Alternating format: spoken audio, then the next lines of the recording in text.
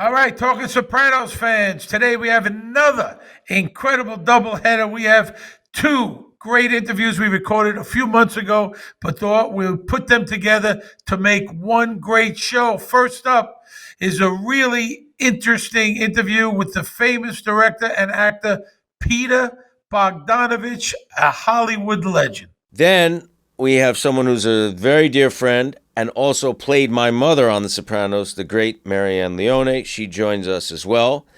And we're going to break down very famous long-term parking episode, which is always on the top of the best of list of the Soprano episodes. Yes, absolutely. Great episode. It's a fantastic show. We think you're really going to enjoy it. Stick around, please.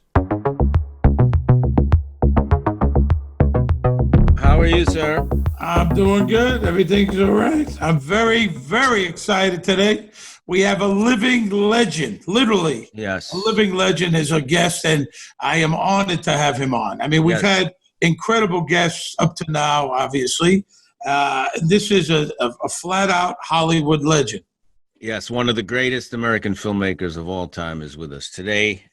He was one of our main cast members on The Sopranos, as well as a director on The Sopranos. He has a list of credits that are just ridiculous. I mean, he's directed 35 movies. The Last Picture Show being one of them, Paper Moon. He's a terrific actor, started out as an actor. He'll tell us all about that. Just incredible. I mean, really, we're lucky to have him. He was great on the show. Elliot Kupferberg, is that it? Kupferberg? Yes, an excellent actor and a fantastic writer and director. Also, just a scholar of the history of film and has written books about film and has reviewed film, but just is a living encyclopedia of cinema. And we're very proud to have him on Talking Sopranos. Please welcome Mr. Peter Bogdanovich. Come on down, Peter. There he is. He is. Thanks for coming on, man. Thank you. Are you kidding? Thanks. I'd do anything for The Sopranos. It was a great show. Great show. I was thrilled to be a part of it. How did you become a part of it? Let's start there. How did that whole thing happen? Well, it all started about 19, I don't know what year it was. But I did an episode of Northern Exposure as an actor. And David Chase was the showrunner. I guess he was the producer or something. And we shot in the morning, and then David says to me, "Have you ever acted before?" I said, "Yeah, I started out as an actor. Why?" He says, "You ought to do more of it. You've got a lot of presence. You got great presence." I said, "Oh, thank you. 7 years later, I get a call from David Chase. He says, "I'm producing a series called The Sopranos. He said, we're going into our second season." I said, "Yeah, I've heard about it. I haven't seen it, but I hear it's great." He said, "Well, the therapist that we got who's been working with Tony Soprano, she needs to see somebody herself. She's so screwed up by this Tony Soprano guy that she needs to see a therapist herself, a psychiatrist. And we'd like you to play it. Would you like to play it?" I said, "Yeah, sure. I'll do anything with you guys. Well, come on down and meet the writers. We'd like you to do it." So I go down and meet the writers. They all said great, and I had the part. That was it. So you didn't have to audition? Didn't have to audition. I guess my thing that I did about Orson was my audition. So you're one of the few people that actually work with Lorraine. Besides Jim, Lorraine worked with anyone. I mean, and you guys were just beyond fantastic together. Did you enjoy that? I assume you did. Oh, she was wonderful. The funny thing about her was she never did two takes the same way. Did one take, she'd do one take, they said, "Fine, cut, let's do another one." And she'd do it, but it would be completely different. So I had to be on my toes because I couldn't play it the same way. If she wasn't playing it the same way, I had to change my attitude. What did you start out as an actor in New York or in California? In New York. Yeah, I was studying at the American Academy of Dramatic Art, which had a Saturday afternoon class for teenagers, And I did that, and then at the end of that, the teacher asked me if I wanted to be an apprentice during the season of summer theater in Traverse City, Michigan. Yeah, I said, definitely. So that's how I got the job. Peter, when you're acting, do you at times being, a director, do you almost want to say something at times? Do you go, shit, I wouldn't be directing this scene this way? Do you have to bite your tongue at times and go, oh, I don't think this is the way it should be? Does when you're acting, does the director part come out of you, or I try to keep it out of the scene. I try to just I try to do what they want me to do. And if I think of something better, I'll make a suggestion. But otherwise, I just keep my mouth shut and just do until. And what do you like better? I assume directing, but do you? But when I'm directing, I sort of playing all the parts, which is fun. I like acting one part; it's fun too. My favorite performance of yours is in Saint Jack, as you play a CIA agent, I believe, right? Yeah, right. He's not quite sure what he is. Yeah, but he's very friendly, but he's very sinister, and you managed to combine those two things really, really effectively, which is not an easy thing to do. Well, thank you. It was fun to play that because Ben Gazzara is a great actor and a great guy. My favorite. I loved Ben. Benny was wonderful, and he directed me in that. He suggested I play the part because we offered it to Chuck Grodin, and he didn't want to go to Singapore, too far distance. So I said, well, shit, who's going to play it? So Benny said, why don't you play it? I said, all right, if you direct me. So he directed me. He said, Peter, I want you to play this part. I think Peter, you'd be great in it. Peter, yeah. Yeah, you're a great actor, Peter, and I'd love to have you in it. Yeah, he was. I loved Ben. He was maybe my favorite actor, and that movie is my favorite of yours, my personal favorite. I mean, you made. I mean, Last Picture Show and Paper Moon are like just towering pieces of cinema, but somehow Saint Jack that just hits all my personal, Well, it was very modern, that film, and it was very honest. The film. I really liked that film. I thought it came out well. Really so well. Benny and I said, let's do a movie where there's no scene in the picture which the audience expects. Don't give them any scene they expect. Because Howard Hawks once said that to me. He said, there are certain scenes that the audience expects. And if you don't give it to them, they're so happy. Right, exactly. I think that applies to Cassavetes, right? He seemed to make a whole career out of giving people not what they expect. And exactly. You directed a scene in Love Streams in Cassavetes' last film. Is that true? That's correct, right? Yeah, it was a scene that it had been written and they knew what they were doing. I didn't do much except say, put the camera here and put the camera there. We did 2 setups, and that was it. Yeah. At John's house, right? Was it at the house? At John's house, yeah. He asked me he said, you got to come down and direct me in this scene. And I said, well, John, you don't need me. Well, you don't need me to do that. Listen, I'm asking as a friend. I need you to help me direct the scene. Would you do it or not?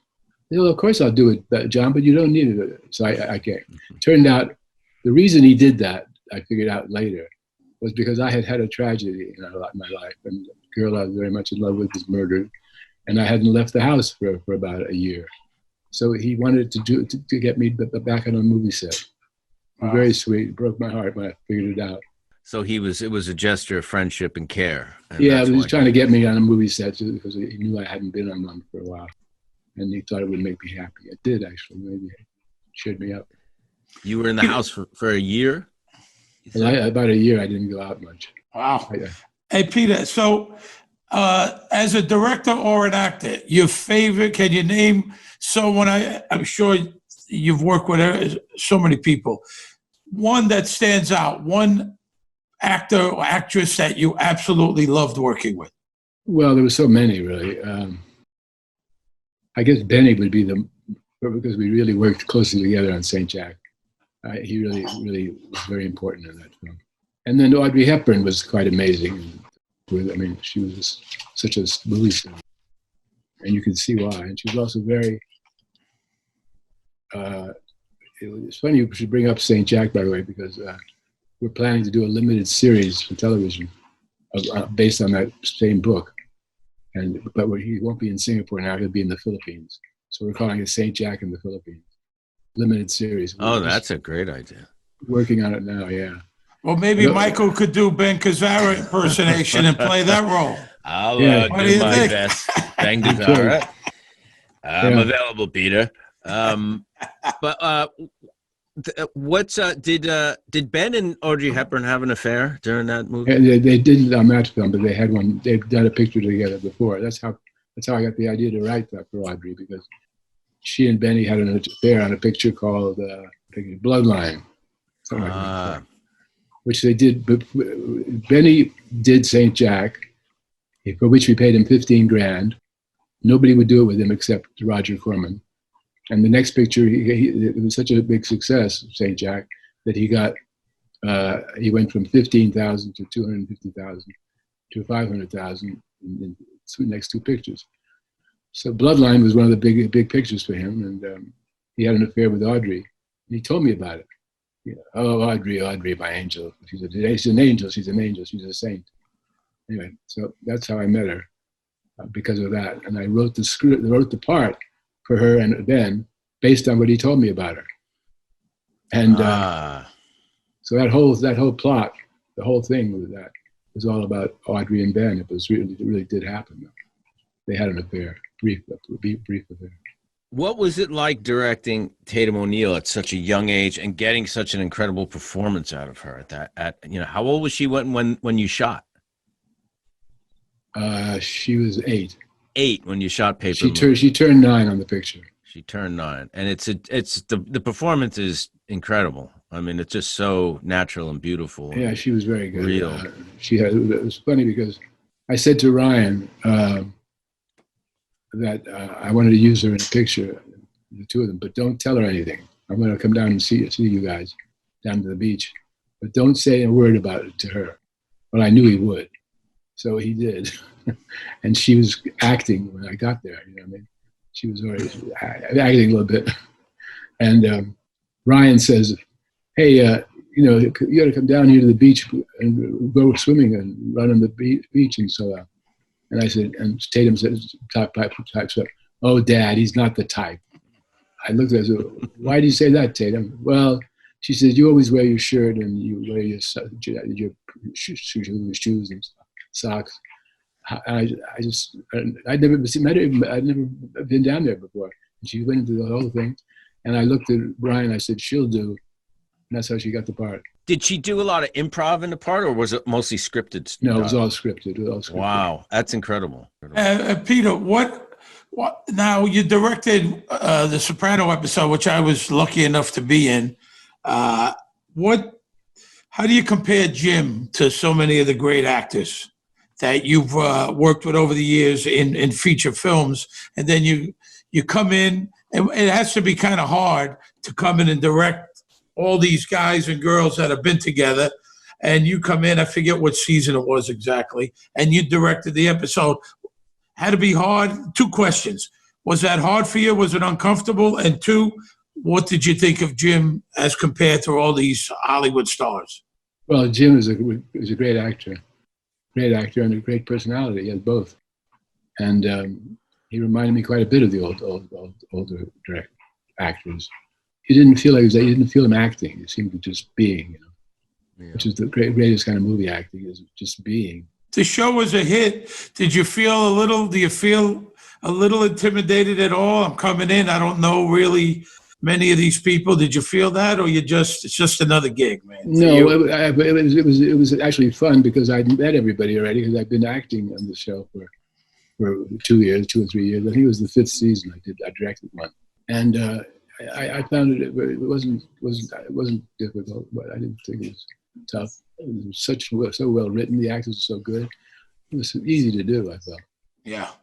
How did you make the transition from acting to becoming a filmmaker, becoming a director?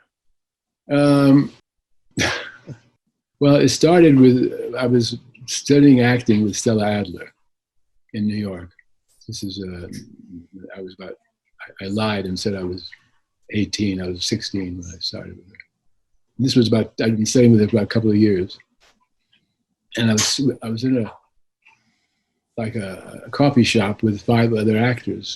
And we were sitting around drinking coffee, in the afternoon after the class or before the class. And for some reason I said, "Why don't I direct you guys in a scene?" And I just said it out of the blue. I don't know why I said it. And everybody said, yeah, okay, sure. So we found a scene that had 5 good parts. And it turned out to be a scene from a play by Clifford Odets, who was a big favorite of Sellers, called The Big Knife, about Hollywood. And we rehearsed the scene and we put it on. And scene classes, usually it's a monologue or a two-hander. But suddenly we got these guys, 5 guys got up on the stage and moved the furniture around and everything. And we did the scene, and the class applauded, and Stella stood up and said, "Bravo, darlings, brilliant, but you've been directed. Who directed you?" And they pointed at me. I was standing in the back of the room, and I said, "Peter." And she looked at me, she said, "Bravo, darling, brilliant." I thought, well, maybe I should do this for a living. And that's how I started thinking about directing. Wow. Stella Adler was Jerry Adler's cousin, apparently. Yeah, I think that's right. Yeah, they were related. She was a character. I took one class with Stella Adler. I was already with some other teachers in New York, and I just wanted to try her out, and it kind of threw me off because it was very different than what I was doing, so I didn't continue. But she was certainly a character. She was a great character. Yeah. But that's still a big. Okay, so now you're directing in class. How did you move to Well, believe it or not, I got the rights to that play that Clifford Odets wrote, The Big Knife. I ended up getting the rights to it, and I staged it in New York when I was turned 20. Wow. And we did the play, and it was a moderate success. I ran for about 65 performances, which is okay. And it was well received. The reviews were good. And then I did another play, I did 4 plays for a summer in summer theater. Venetia, New York. Venetia is near Kingston. That was where I was born. And I did a season of summer theater, and I directed 4 out of the 10 plays. I was the artistic director. A lot of fun. Used a lot of actors that I used later, and so a lot of fun. And that was it. And then I thought I would do one of those plays off Broadway again, and I did, but it was a flop. I made a couple of mistakes. We didn't have enough money. We opened without enough money. So it was sort of a disaster. So I moved to the West Coast because a friend of mine said, well, you want to direct theater or movies? And I said, well, I'd rather direct movies. They said, well, what are you doing in New York? We can make them in LA. Nobody said it quite as clearly as that. So I said, yeah, you're right. And I moved to LA in 64. And I was directing in 65, 66. What was the first film you directed? Well, I directed parts of a film called The Wild Angels, a Roger Corman picture. Right. I directed the second unit and shot a few scenes with the principals, actually. And Roger he was very pleased with what I contributed. And so he gave me the chance to make my own film. He gave me a lot of restrictions, but he also gave me Boris Karloff. And I wrote a script for Boris called Targets. And it was quite well received. We made it for $130,000, and it was well received. It's considered to be a pretty good movie. It was Boris's last real part. Wow! So it was kind of a tribute to Karloff, and that was it. And then I showed that film to a producer named Bert Schneider, who had produced Easy Rider and 5 Easy Pieces, and I showed him Targets, and I said I wanted to make. And he said, anytime you want to make a picture, just come to us. We'd like to work with you. So when I decided to do Picture Show, the book, I called him and I said, I'd like to do this book, The Last Picture Show. And he said, well, good luck. Can I read it? I said, yeah. How do I read it? I said, why don't you buy it? I said, I don't know, rudely. And so a couple of weeks later, he called me and said, okay, I bought it. I read it. We want to do it. That was it. Wow. Corman started a lot of careers, didn't he? He was. And the quote, "New Hollywood is inconceivable without Roger." He started everybody. Scorsese, Nicholson, right? Coppola. I did a series for him, Black Scorpion. One of my first things that I ever did. He had the lot in Santa Monica, Roger Corman. Yeah. Did you work with him? Was he on? He was around, but no, he didn't direct it, but he was around. Yeah. Peter, you won a Grammy for the Tom Petty video, music video. I How'd that love come that. about? Well, a guy named George Drakoulias, who's a very good record producer, he was a record producer, called me up. He said, "Would you like to do a documentary on Tom Petty?" And I said, "Why?" And he said, "Well, Tom wants to do a documentary about the 30 years of the band, and I suggested you to direct it." And he said, "Can we get him?" And I said, "Well," he said, "I'll find out. Can we get you?" And I said, "Well, yeah. I have to meet with Tom first, obviously." But so I hang up the phone and I turned to Louise and I said, "Who's Tom Petty?" I didn't know who he was. I didn't know anything about him. I said, "What is he, a rock star?" So I said, "Is he a country western singer?" No, she said, "He's one of the top rock stars in the world." "Oh, really?" So I played some of his music. I liked it. And then I met with him at Jeffrey's near Malibu. We spent 2 or 3 hours together talking. Loved him. I really loved the guy. And I liked his music. So I said, "Yeah, I'll do it, sure." And we did it. Yeah, he died way too young. Way too young. Oh, it was terrible. Damn shame. Damn shame. Terrible. Tragedy. Awful. Tragedy. And Peter, when you came on, so when David called you about The Sopranos, so you came on, he said, "I want you to do this." Was there a guarantee? You didn't know how long you were going to be around? You wind up doing 14 or 15 episodes. Did you? Yeah. I mean, he just would call when they wrote you in, or? Yeah, that was just very, very, there was nothing, there was no contract. Yeah. They just said, "Well, when we need you, we'll call you." And they did, and that was it. It's such good stuff. I mean, very well written. Oh, it's you know, we haven't watched the show in 20 years, and we're going back and doing the rewatch, and it's so well done. Oh, it's quite amazing. But I mean, just the one scene with you and you know, Dr. Melfi, and you're saying she's drinking too much, or you an alcoholic. It's so real. So goddamn real. It's such an underrated role, and I'm not blowing smoke up your ass. It was so well done, you know, between you and Lorraine. You know, honestly. Well, was there something specific that you used to, you know, what was your approach to the role, or was there somebody you modeled the character after? Or was it just? Well, I think that I didn't really consciously think about that, but at some point I realized that I was doing a sort of a version of a good friend of mine, an actor named George Morfogen, who subsequently died, but he was very much like the character, you know, very precise and you know, a little bit of a pain in the ass, very specific, very specific.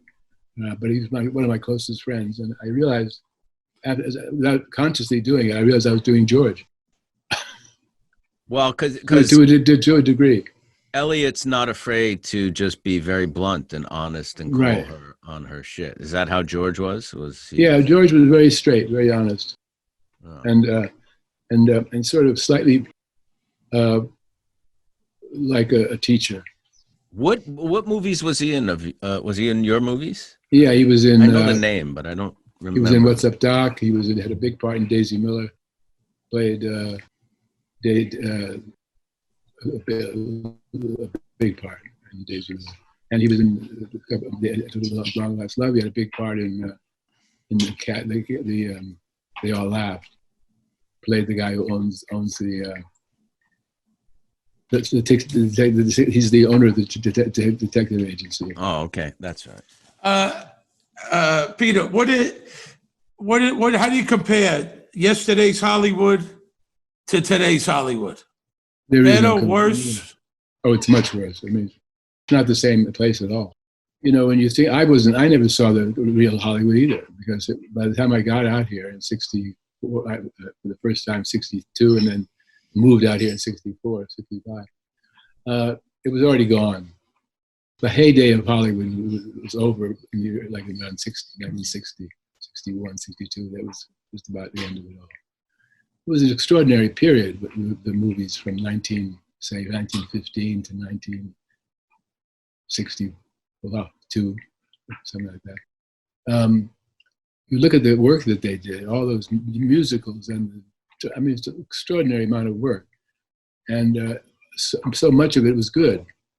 A lot of it wasn't, but a lot of it was. And that's the amazing thing. Many films are treasures from that period, and it's tragic that people don't know about how good they are. People keep on moving on. What's new? What's new is not as good as it used to be, and it just isn't. It worked. It was like having. I've compared it to having a bunch of stock companies. It was like having a bunch of stock companies. Everybody's under contract. Directors are under contract, and you worked very closely, and that was it. And Hollywood was extraordinary that way. You had those studios were like stock companies. Everybody was under contract. And now you make a movie, you're starting all over again every time. Yeah. Who can we get for this? Who's available? Who's available? Who wants to?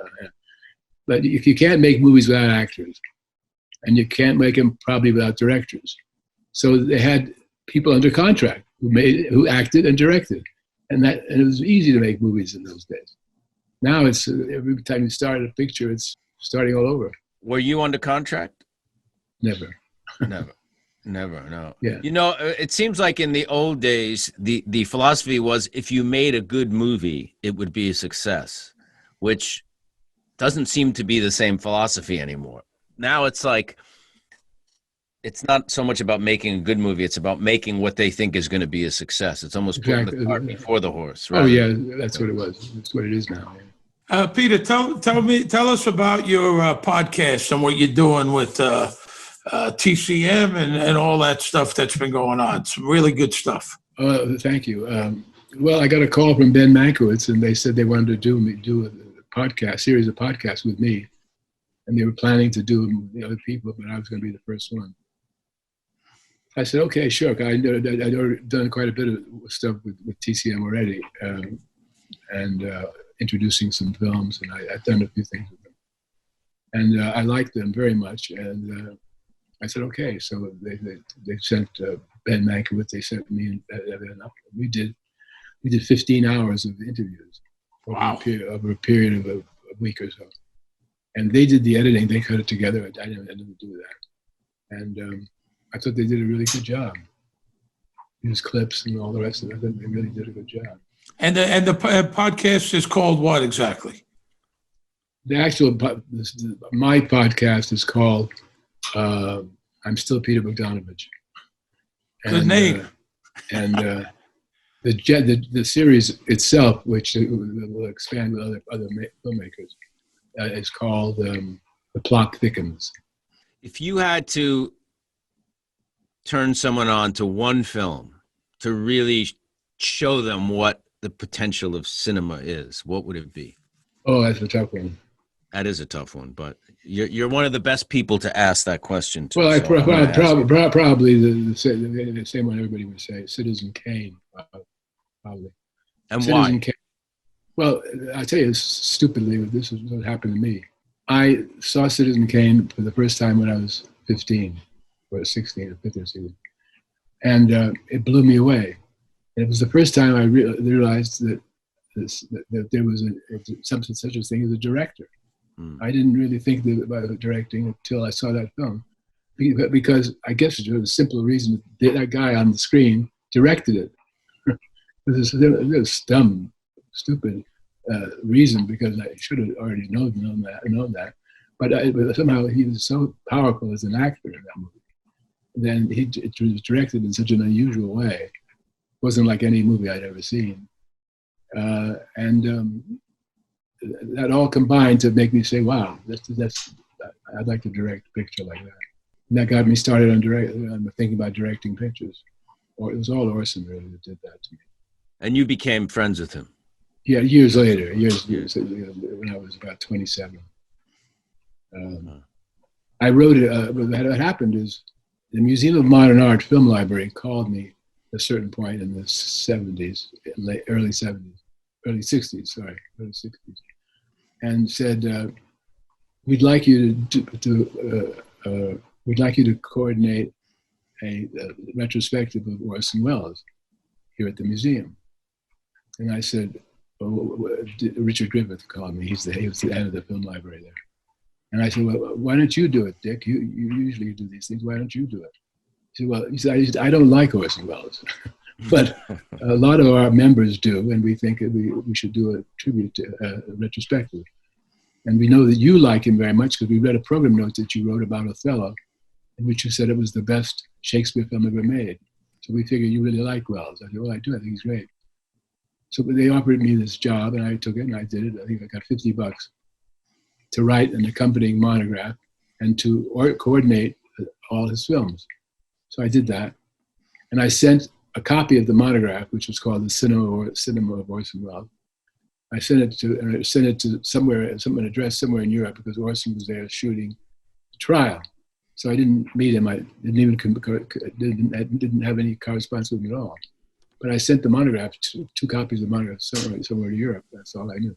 7 years later, literally, I'm now in Los Angeles. The phone rings. Peter Bogdanovich, please. Who's calling? Orson Welles. Oh, it's me. Hi, hello. He says to me, I can't tell you how long I wanted to meet you. I said, wait a minute, that's my line. I said, why did you want to meet me? He said, because you have written the truest words ever published about me, pause, in English. That's great. And that we became friends. And he was really, did William Randolph Hearst really hurt his career very badly? Is that accurate? Is that what really happened after? Yeah, it's true. Because unfortunately, somebody told him that Orson was doing him in Citizen Kane. And the truth is he wasn't doing Hearst. He was doing a combination of a bunch of people, Hearst being one of them. He took things from other people's careers and put them in theirs and so on. It wasn't Hearst exactly, but it was partially Hearst. Well, Hearst was so pissed off about it. I don't think he ever saw the film, but he blacklisted the movie. So a lot of theaters wouldn't play the picture. And you can't have a hit picture if nobody will play it. So they had to play in independent theaters, and they couldn't get into a lot of theaters because everybody's afraid of Hearst. So yes, he hurt it badly. The picture hurt the picture badly. It couldn't be shown. So was it not a hit and just became kind of a cult thing? Is that what happened? It wasn't a hit at all. It was a flop. Didn't make his money of it. I didn't know that. Yeah. And the picture didn't really get the reputation it has now until around the mid-50s. Picture came out in 41, but it started to catch fire in around 55, 56. It was revived, and that's when it caught on. And people said, oh, it's a great film. Wow. And they hadn't noticed how great it was when it came out. Wow. Oh, Peter, we couldn't thank you enough for doing this. Honestly, from the bottom of my heart, it was an honor to speak to you and you guys to get your knowledge. Thank you. You guys are great. I love doing this with you. Thank you very much. Nice to see you. It's great to see you, man. And all the best to you. And thank you very much. And you be safe, huh? Thank you, my friend. Thank you. Thank you very much. Thanks, guys. Take care. Thank you. Thank you. Let's take a break, Michael. Let's take a break. Okay. We have a special guest. For me, it's particularly special because on the show she played my mother. But I've known her, I think, like 30 years. We met on a movie many years ago. Our guest was born in Boston, Massachusetts. She's appeared in lots of movies and television over the years, including Goodfellas, True Love, The Three Stooges, Joy, The Thin Blue Line, Household Saints, which is where I met her, as Nancy Savoca film that starred Tracy Ullman, Vincent D'Onofrio, Victor Argo, Lily Taylor. She's an established writer. She wrote a memoir, Knowing Jesse, which was about her son, Jesse. It's a beautiful book and a very powerful one, and I want to ask her about it. She also wrote a book called Ma Speaks Up, which is also a memoir, I believe, about her own mother.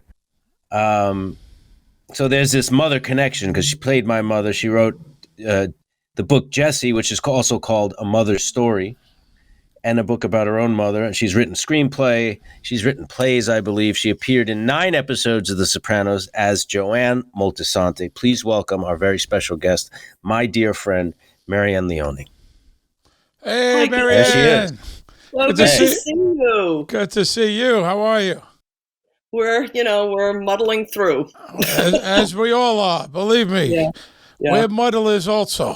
We have So- 2 brand new rescue dogs, little girls, and they're both these girls from Louisiana. Their names are Titi and Sugar. They sound like pole dancers, and I'm getting used to girl dogs.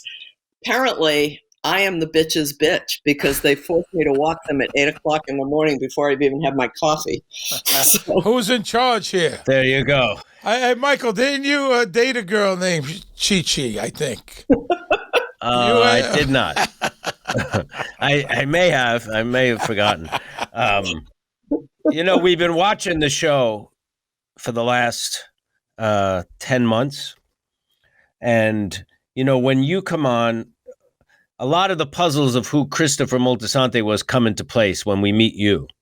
And it's both, there's something really dysfunctional and difficult about the relationship, but there's also something very touching and very loving and very caring about the relationship. Well, like life, and like most people. So I was really happy to have you, come on the show, because it's been, Steve and I have not looked at the show since it initially aired. So going back with distance and a little bit more objectivity has been really cool. And seeing how that, and now they're coming out with the movie The Many Saints of Newark, which comes out in the fall, which goes into Dickie Moltisanti and the father. And I don't know if Joanne's in the movie or what, but it's kind of I don't know. It's all kind of coming full circle, it seems.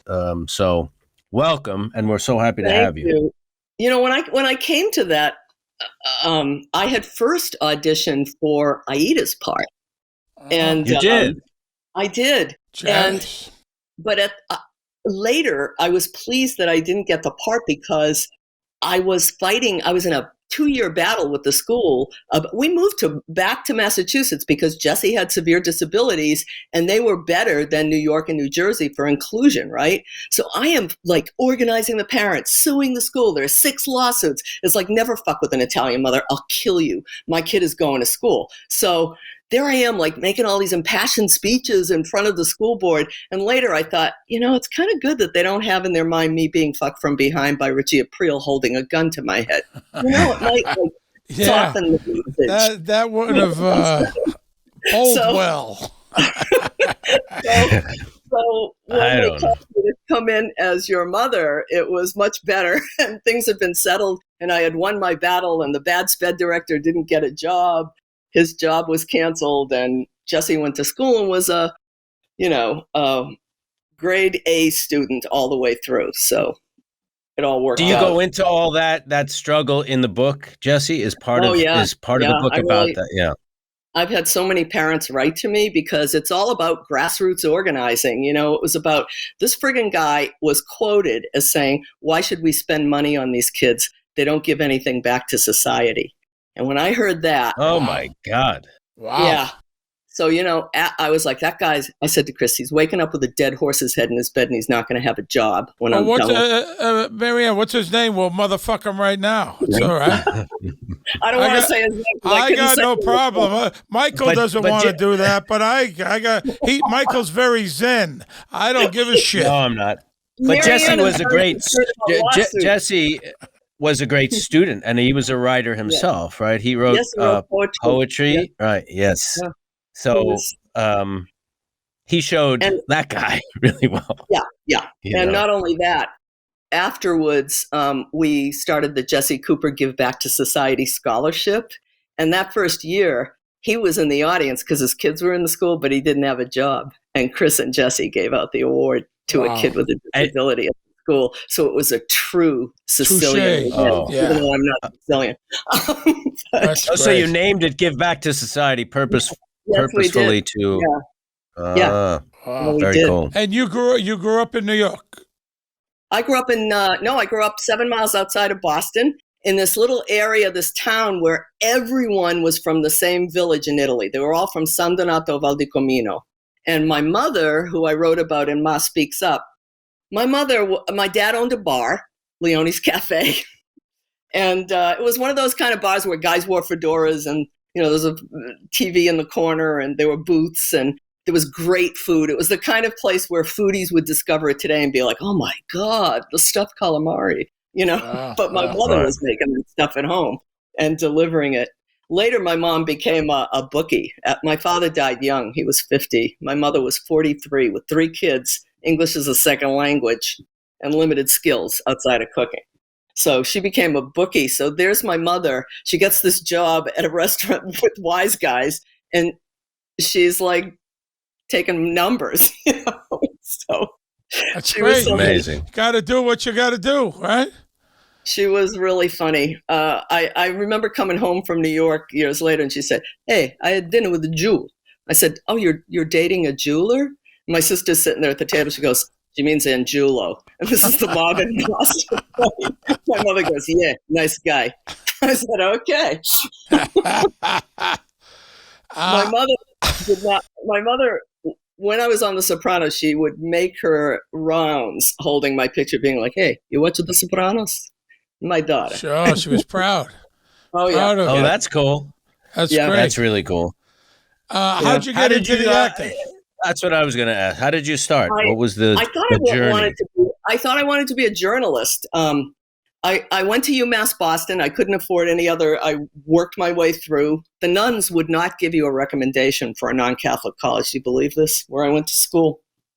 And I took an acting class, and I thought, this is better than sex. So I dropped the journalism and became a theater major because I just really loved it. I really, really loved it. So I just started doing plays and theater and really enjoyed it. And then moved to New York eventually because that's what you had to do, right? Is move to New York. And what did you do when you got to New York? How did you? Were you in a class or school, or did you go right into performing? I studied with Freddie Karaman from the Neighborhood Playhouse and then Wynn Hanman. And how I met Nancy was, Nancy Savoca, I answered a backstage ad because I kept getting typed out about being too ethnic for everything. So Nancy puts in this ad, I want an Italian American. It's like, oh, finally. And I got the part. And I did her junior film, and Chris and I did her senior film that won the Haig Manoogian Award. She was the first woman director to win that at NYU. Wow. And Haig Manoogian was Scorsese's mentor, right? I think he dedicates Raging Bull to him. Yes. He was at NYU. Was he?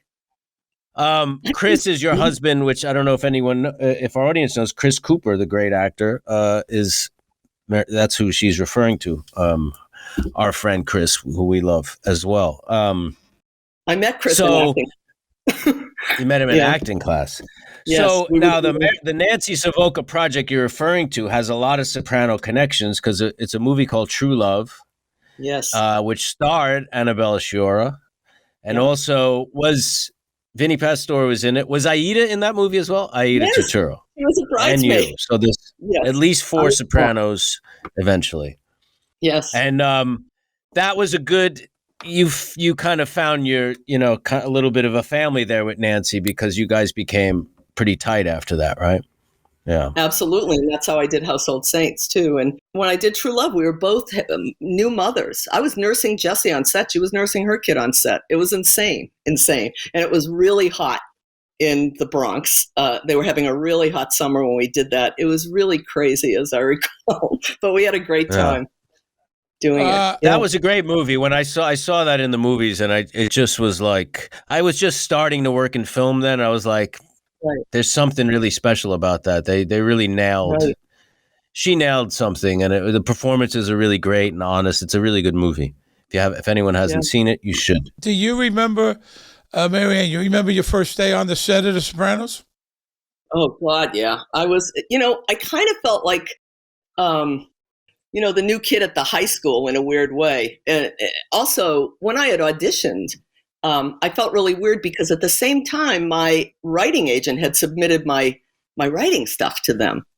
And David Chase was in the room, and I was momentarily just struck dumb by awe and wonder. So I thought I totally blew the audition, but then I didn't. So the first day I felt kind of like the new kid on the block. And Federico was the guy who like came up to me and started talking to me, even though I don't think we didn't have a scene together. But I was very nervous that first day. I don't know if you could tell, Michael, but every time What I was your look at first that, scene?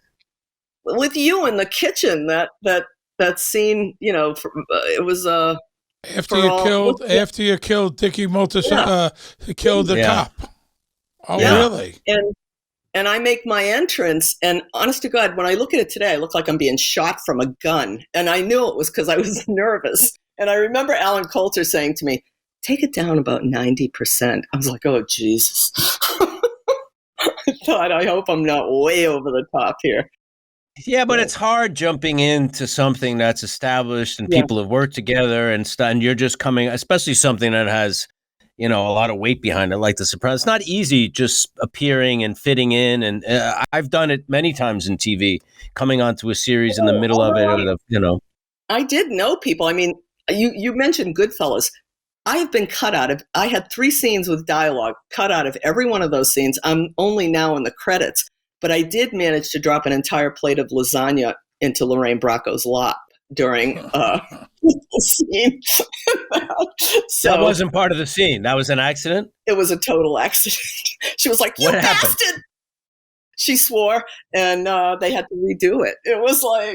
I thought, I'm going to kill myself now. I couldn't believe I stumbled and dropped an entire plate of pan of lasagna in Lorraine Bracco's lap. That is funny. Were Did she you, get annoyed? Frank Was she DeLeo's- really annoyed? No, she did say "son of a bitch," but I don't think she, Yeah. No, wanted to kill that's me. not easy. But you played was it Frank DeLeo's wife in Goodfellas? Who's Tootie, who's Tootie Vario? Yeah, Tootie. Frank DeLeo. I think You're like a I think sight Frank gag, DeLeo. you know. I weighed 100 pounds, and he was maybe. You look So like yeah. the number 10. You guys look like the number 10. Exactly. So, you know, we've talked about this before for directors and actors. You know, when everyone knows each other, and even if you know a couple of people, the crew, the cast, it is like the first day of high school. Yeah, It's very yeah. difficult.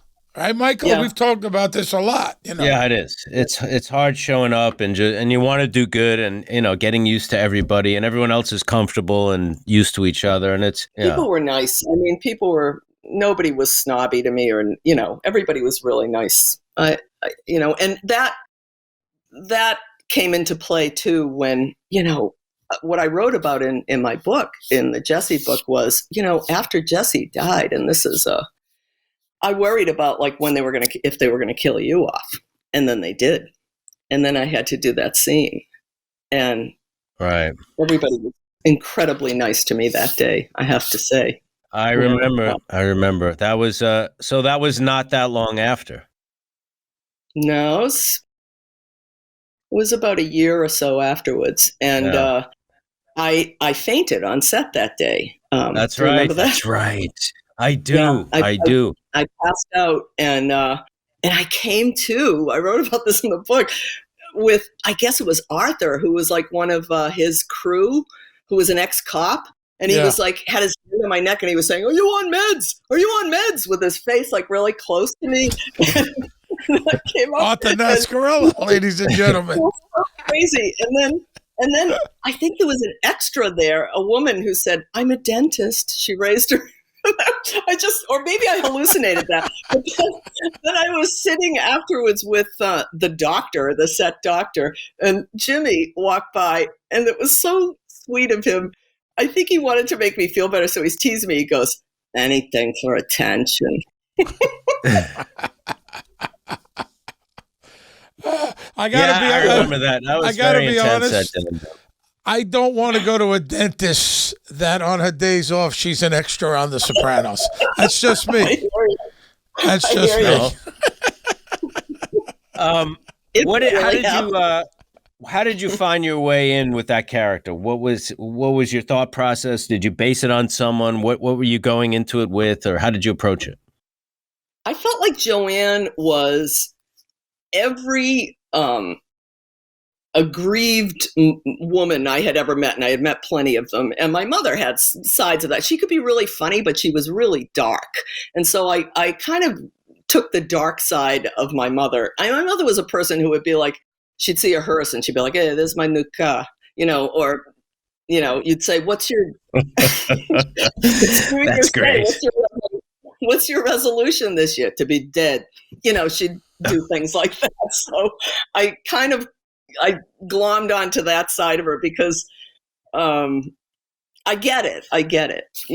So it was really wonderful. I loved playing somebody like that, even though I'm not really like that in real life. It was so much fun to go give into that side of yourself, I love the moment when the shower for Adriana and she opens a cappuccino machine. You're like, cappuccino? He used to drink Bosco. It's just like,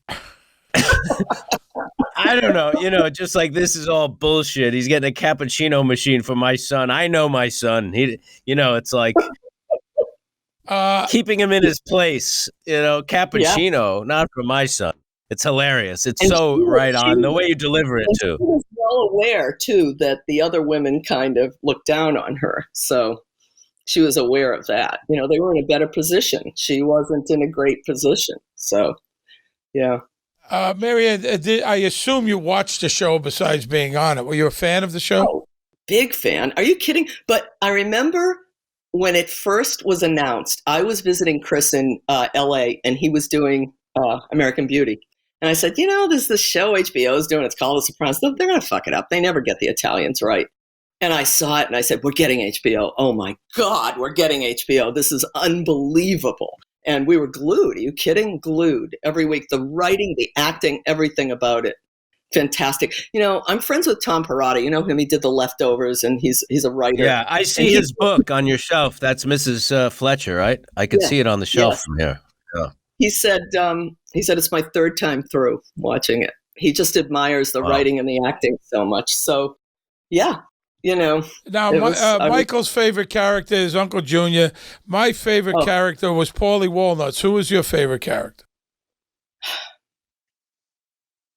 I have to say, I did enjoy Paulie Walnuts a lot. During that intervention scene with you, Michael, oh God, I almost lost it every single time because it would go like this.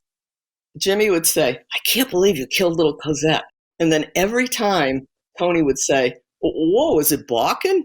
Like, that's the reason he killed a dog. Right. He understands that. I thought, I'm going to lose it. I'm really going to lose it right now. And also, he reminded me a lot of the guys I grew up with in the lake. My mother, because his first thing he said to me was like, "Sweetheart, you Italian?" I was like, "What do you think?" I pointed to my face. And he reminded me of the guys I, knew growing up or who were in my dad's bar. So, yeah, he is like that. He is hysterical. He's very authentic, and he is who he is. That scene in particular was one of my favorites as an actor. The intervention is just so great. It's so twisted and weird and bizarre. The only thing I did argue a little bit with was it Terry who directed that. I said, "Dude, he's calling me." You were like, "You fucking cunt," or whatever you called me. I said, "I should slap his." Yeah, you fucking whore. I said, "I should leap up and slap his face." What? He was like, "Oh, we don't have a stunt double for you." I was like, "What?" I said, "That's not right. That's wrong. Wrong." Yeah, he certainly deserved. Well, the guys took care of it for you. They beat Christopher pretty good. They came to your defense. A beautiful comedy sketch. I mean, it was just absolutely one of the funniest moments in the whole series. That was great. Really great. Yeah. Really great. Well done. Please tell me that you're not a Red Sox fan. Please tell me that. Oh, I'm sorry. I am old enough to have seen Ted Williams. Okay. Oh, really? All right. I was a tiny child, but I am a huge fan. So you're a huge Red Sox fan and Celtic fan, I assume. I like the Celtics too. Yeah.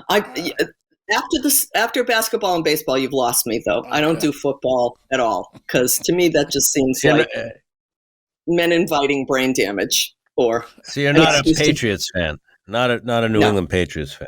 No, I am not. Let me.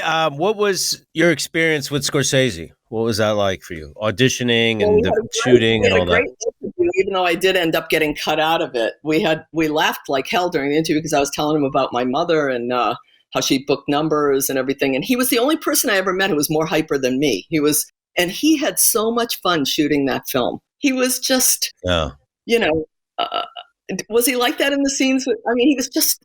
Apparently you can actually hear him on some tracks laughing, Yes. That's what I've never noticed, but some people say there's certain tracks in Goodfellas you could hear Marty actually laughing off camera and stuff. Because also I was in that weird makeup scene with all those mob wives, even though cut.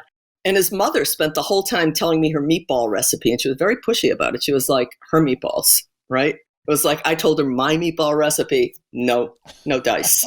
Her meatball. My first day, I met the cast van in front of his parents' apartment. They lived on 3rd Avenue and 17th Street, and I had to go to meet the cast van, and that's where we met. And I'm in the van, and then Charlie comes out, and I knew who he was because I had seen Italian American, the documentary that he made about his parents. And I'm sitting behind him, and he was talking to whoever else was in the van, some other guys, extras or whoever it was, and he was just holding court, talking about Marty he was like the sweetest, coolest dude. I met his mom once as well, but Charlie I met a couple of times. He was really cool. Well, the mother reminded me very much of all the women in my neighborhood, and she was yelling at Marty too. She was like, "Marty, when are we going to go here? What are we doing? We're sitting here. Let's go." She was practically calling action. Marianne, tell me about your screenplay. Oh, well, I wrote the screenplay that HBO bought about this woman who was my mentor, Mary Somoza. She had 4 children, twin daughters with cerebral palsy, lived on 57th Street, 2-story walk-up, 2 wheelchairs, 4 kids. And she changed the laws in New York. Both her daughters graduated with honors from school, but she had to really fight to get them, into school. And she is an amazing woman, and I wanted to write her story. She's an Irish immigrant. Her husband, Gerardo, is of the Somozas, Nicaraguan Somozas, who cut him off without a dime when he marries this Irish girl. And there they are living below the poverty line. Amazing family. So HBO buys it and then drops it. But now Peter Farrelly wants to direct it, so I think it's going to get another second life. Wow, I hope so. And you worked with the Farrelly brothers on the Three Stooges. Yes, you played, that was so insane. You played a nun, right? Alongside Larry David, who played a nun as well, right? Yes, that was. We thought I was going to crack up during the intervention scene. He would come in. Brutta as a nun, I have to say, and saying and talking in a Jewish accent, saying like, "This isn't a safe work environment." And every take, I thought, "Oh God!" And just the weirdness of having lunch sitting opposite him, both of us dressed as nuns, was just so crazy. And wasn't his name Sister Mary Mengele? Was that his name in the movie? It was something like that, right? Yeah. Yes. It was so crazy, and it was in Atlanta. It was hotter than hell, and I thought I was going to faint every single day. I thought, this is the revenge of the nuns. I'm in this polyester black from head to toe. I had to lean against Jane Lynch a few times. She was the Mother Superior. Luckily, she's like almost 6 feet. She's very tall, and so. Yeah, that was crazy. Larry is a riot. And then he also hired me for Clear History, which shot here in Boston. And that was like a dream actor's job because I got to use my own Boston accent, which I never get to use. And all he wanted me to do, I had, I think, 2 or 3 scenes, but in this one scene, I was in a ditch and he was like, "Just give me your street Italian." He tells me. So basically, I'm like, "Fuck you, Rolly. I hope your dick falls off, you motherfucker." Just completely on. And he's like, bring it. I thought, I'm getting paid to do this. This is funny. A dream come true. So that's really that's funny. What we do. That is amazing. Marianne, tell me about the painting over your left shoulder. Okay, so these are my grandparents, and it's a painting over a photograph. And, one day it flew off the shelf. A big wind came. Don't ask me. It sounds demonic to even say that. And my grandmother's face just got slashed to ribbons. Now, I met Federico on set, right? He's also friends with a friend of mine here who's a producer, Dotto Fiero. She produced The Fighter. So Dot brings him down one day, and he looks at the painting, and he says, I can fix that for you. And he completely restored this, and he did a fantastic job. I mean, he is a master. Yeah, he's an incredible painter. Yeah, he's been a guest on our show too. He's wonderful and very talented, and that looks amazing. I can't get a close up, but it looks amazing. Yeah, I don't know how to do it, but I'm afraid. Where were they from? Southern Italy? They were actually, everybody's from the middle in my family. It's like Abruzzo. My mother's from Sulmona, which is where Ovid was born, and the candy-colored almonds are from, confetti, that you throw at weddings. And my father was from this tiny little San Donato Val di Camino. It's like a mountain village, really impoverished mountain village. Beautiful. In the same region, in Abruzzo? Lazio, which is Lazio. That's where my family's from. Oh, yeah? My family is from Rome. Yeah. From Rome, yeah. The Imperiolis, they're still there. A lot of them are still there, in the city and outside the city. Yeah. Why do you have Imperioli as a last name? They probably were the, I don't know, grew the vegetables for the nobles. I doubt they were the nobles. I don't know. I'd like to think that, we're descended from the emperors. No, but we probably were, I don't know, tended the donkeys or something. Yeah, Italians didn't really have last names until after Garibaldi anyway. They didn't really have a system of last names. They didn't? I didn't know that. Yeah. So, I mean, probably some ancestor was like, we are imperial, just like mine were like, we're lions. I don't know what Schirripa means, Steve. What does that mean? Nor do I. I have no idea. I'm just here, Marianne. I'm just here. By the skin of my teeth, I'm hanging on by a thread. Listen, it was absolutely wonderful to see you again and to talk to you. And this was a lot of fun. Thank you, and be safe out there. And go Yankees. No, Thank go you. Red Sox. Thanks for coming on. Thank you Best so to you much. and Chris. Best We'll see you soon, guys. all right, I hope. Thank you very much. That was great, man. Joanne Moltisanti, my friend Marianne Leone. That was great. I really enjoyed talking to her. She's got a great energy about her. You know, wonderful. She's terrific. Yeah. Her and Chris are two of my favorite people. I love them. That's great, man. Let's take a break and get into the episode. So we got a lot of people's favorite episode today. But before we get into that, I want to say, I'm cleaning out stuff and doing stuff in my garage, and I don't know if you could see this. Can you see that, Michael? Yeah, I remember that. Yeah. USA Today. Yeah. It is from September 13th, 2002. It's you and Matt LeBlanc. And here we go. Christopher and Joey. Yeah. See that? Yeah. And they just had the big they're good, they're funny, and from the Sopranos to Friends, they're heating up the new primetime season. That's when we came out as lovers, Matt and I. Is that the article? There you go. And you know what? This is not the Inquirer. It's USA Today, man. Matt and I saw aliens from the back porch of the SAG Lounge in L.A. They bought Friends just had not long ago a big reunion. I've never seen Friends. Never once. Not an episode. Ever. I've told you about it. It is an iconic show, beloved to this day, younger people, and the cast is great. And I told you, the one douchebag is Matthew Perry. He is a Hall of Fame. And why do you say that? 1000% douchebag. Well, because he was rude to me a few times when I met him, and I went to the set of Friends because I'm friends with David Arquette and Courtney Cox. And why was he rude? Jennifer Anderson couldn't have been nicer. Aniston, not Anderson. Matt LeBlanc, whatever. And Matt LeBlanc, you know who I fucking meant. And Matt LeBlanc is a terrific guy. He's a nice guy. I met Matt and I did. I think we did this together, this interview for that thing, because I remember meeting him. He was very nice. I've worked with Matt. I did this show, Joey, and did a movie with David Schwimmer, who I like a lot, and I was at Courtney Cox's house. You know, Matthew's a dick. I met him another time. Matthew, not Matt LeBlanc. Matthew. Now, Perry. why? What did he do, Matthew though? I mean, you're making these guy's fucking aspersions. rude. Well, how was he rude? What did he do? What aspersions? I also met him in New York. You know, hey, how you doing? Good to see you again. He gave me the fucking, pay no mind list. He put me on the pay no fucking mind list. Instead of just saying, hey, how you doing, pal? That's all you got to say. Maybe he didn't know you. Maybe he never not. watched the show. You know what I mean? What do you want? These people to show. fawn over you, fall down on the floor, and kiss your feet? What do you want? I mean, what do you want people to do?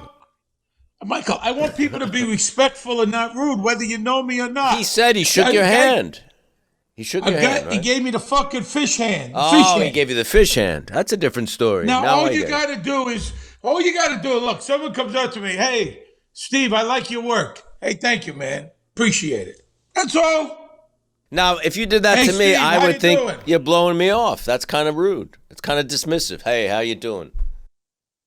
I didn't say, I would say, thank you very much. How you doing? And then I'm moving on. But you cannot be rude just because you think who the fuck you are, because you're going to get it. You're going to get it. Yeah, you're going to get it. That's true. Again, the other day, a guy came up to me and said, are you Christopher Moltisanti? I said, yeah, how are you? He said, I have a story. My father said you borrowed a wrench from him about 15 years ago. I said, really? Yeah, he goes, yeah, he worked at this store. I forget the name of the store. I said, well, where was he? He goes, 30th and 8th. I said, well, that's very possible because I used to have a theater on 29th, right off of 8th.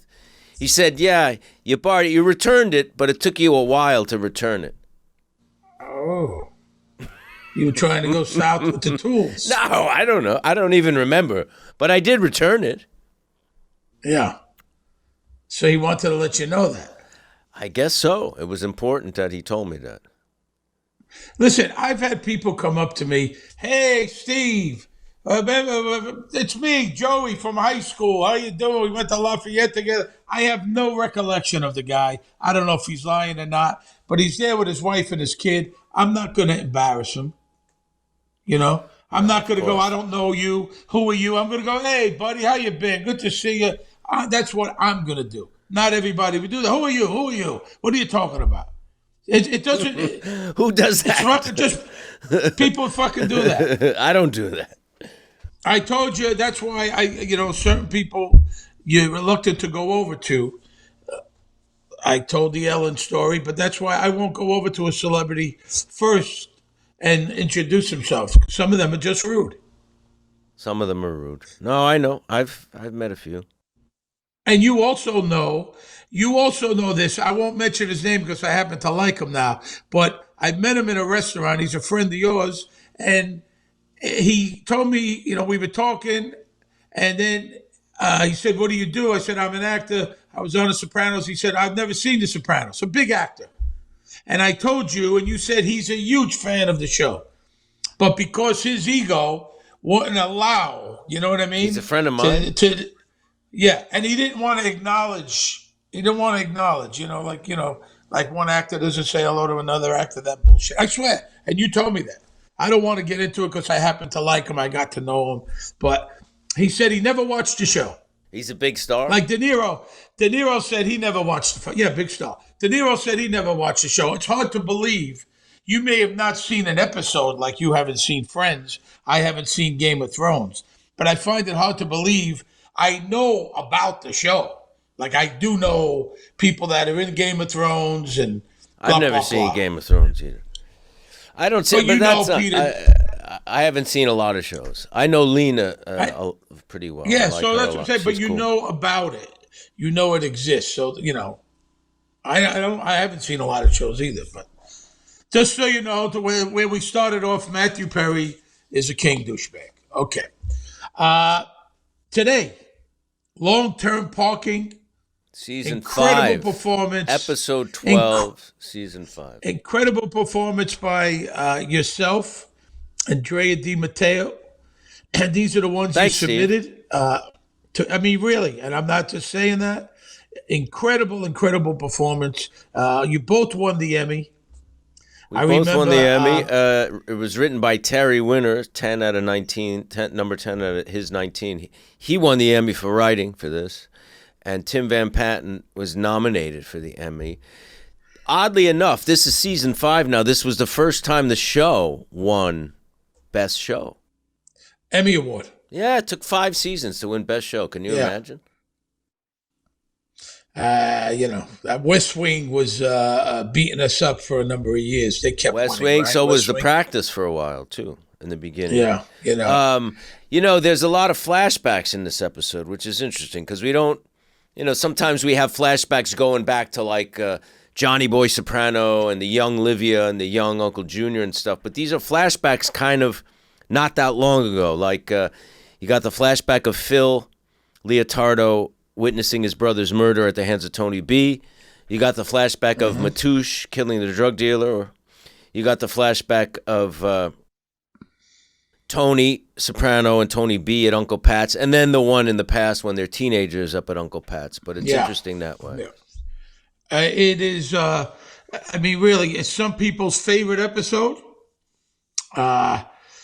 It is really, really a lesson in acting. It was TV Land included this episode part of its 100 most unexpected moments in TV history, ranking number 56. Really, all the way around, man.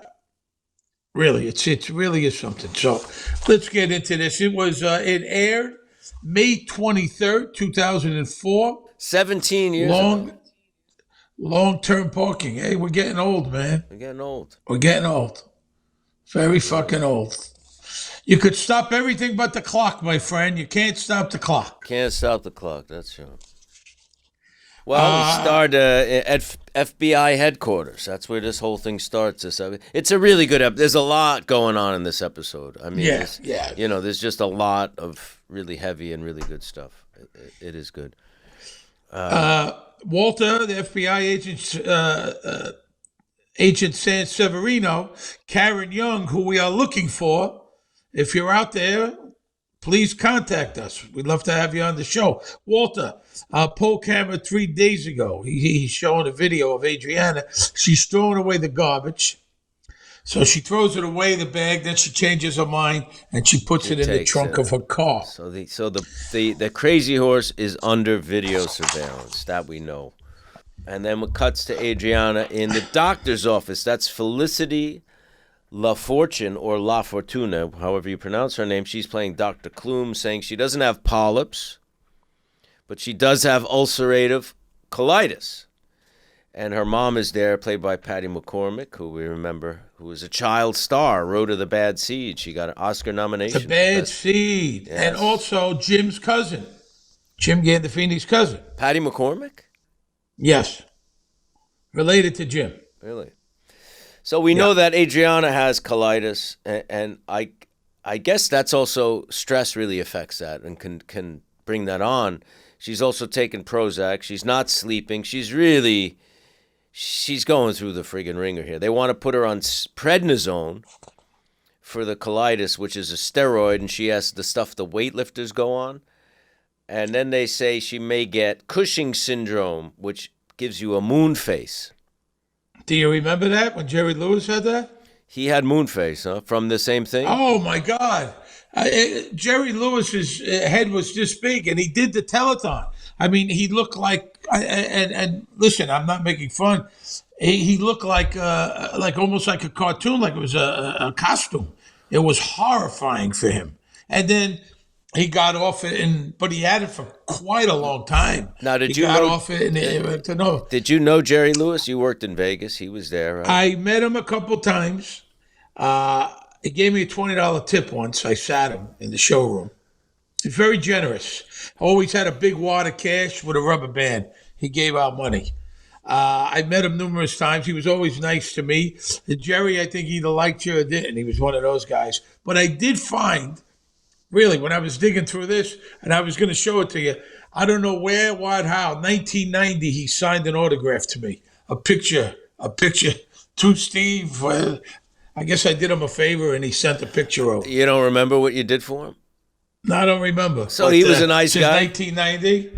I think he's a very nice guy. Richard Belzer loved him, worshipped him. And Richard told me a lot of nice stories about him, So he lived in Vegas for many, many years. He lived in Vegas, right? Did you ever see the movie Funny Bones? Have you seen that? Yeah, oh yeah. I loved it. That With, is Oliver Platt. Oliver Platt. Great. Oliver loved Great. Jerry. I remember him telling me that Jerry used to come into New York and ask Oliver to go bowling. They used to go bowling together or something. But that's a great movie. Really great movie. Yeah. A very underrated one of his, Underrated. It's a dark was, comedy. It's weird. It's most of it takes place in England. It starts out in Vegas. It takes place in Blackpool, England. Fantastic movie about show business. And if you haven't seen it, really see it. Of course, unforgettable performance in The King of Comedy. Absolutely. He was just great. Great stuff. And the old stuff. I love the Nutty Professor, of course, but the Lewis and Martin stuff I like too, I have to say. That's My Boy. That's a good one. They're a lot of fun. Yeah, I like that. But I also liked when he was the Bellboy. Great. Is it the Bellboy? Is it the I Bellboy? love that one. I mean, when a Jerry Lewis movie comes on, I look at it. You know what I mean? If I'm clicking around, He invented the video playback, right?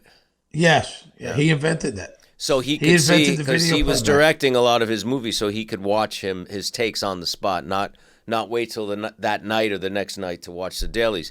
But he wrote and directed and starred in a movie that never got released, and I don't think it's ever even been shown outside of like private screenings, I believe it's called The Day the Clown Stopped Laughing, and it's about a clown in the concentration camps during World War II who entertains kids, which I think Life is Beautiful, which Roberto Benigni won the Oscar for, kind of maybe heard about that and was inspired by it, because that movie's very similar in why doesn't he want anyone to see it? And I know about it. I don't know if it was him. I don't know if it was the studio. I think it was just for the time it was made. The Day the Clown Cried. That's the name of the movie. I think the time it was made, it was just a little too controversial. The contrast between Jerry Lewis and what he's known for and playing this clown and the imagery of the concentration camp was a little too much for people. And, I would love to see it, me too. It sounds like an interesting thing. He lived longer than all those guys, that whole Rat Pack crowd, but longer than Dean Martin, longer than Frank Sinatra, longer than all of them, and in his day, he was a heavy smoker and, he lived hard. Pills, drinking, he lived hard early on. Slept with every star in Hollywood. And one of the biggest stars when they were Lewis and Martin. I mean, they were like the biggest, a couple of years, the biggest box office stars, but also when they did their show on stage, it was like the Beatlemania. It's like people going crazy. Like when we do our show, Conversation with the Sopranos. When we went to Australia, we were like... Patty McCormick plays a good role. She's a real pain in the ass, Adriana's mother. Yeah. I liked in an earlier episode, Christopher, when he asked her to marry her, he pushed her. You love that moment. Remember when he pushed her? You brought that up. I love that moment. I did something that makes me laugh. I don't know why. Soprano House.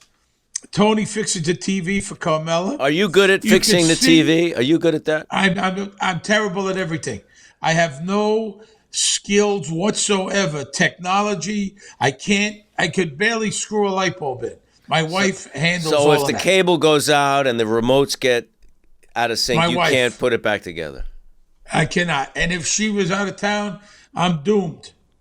Doomed. It's very hard now. And sometimes you have the TV remote, the cable remote, the sound remote. The DVD. I got the Bose. I have the Bose bar underneath, and you got to click, and one thing doesn't work. I mean, I don't know. I mean, honestly, I don't know how you can do it. I'm not kidding you. I have a handyman named Sam, and any little shit that breaks down in my house, I call him. Where, in California or New York? In California. What do you do in New York? You got the kids. The kids for all the technical stuff. Yeah. But if anything goes wrong in my apartment, I call the super. Sure. Or the maintenance guy. You take care of them, $20, $40. they're not going to fix your your cable remote. No, and no. resync My your wife, thing. my Your wife, my wife does all of that. I cannot do anything, and you know what? I don't really want to fucking know how to do it. How's that? Well, when you're alone and you can't watch the Yankee game, you're going to want to know how to do it.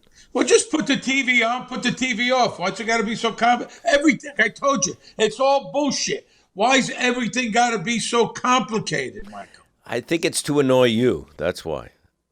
Yeah. I think it's done. Well, it's done specifically well, it's fucking working. to annoy you. It's working. No, Well, I it's know fucking- it's hard. Things were much simpler in our day, right? You had one channel thing. You turned 2, 4, 5, 7, 9, 11, 13. That was it.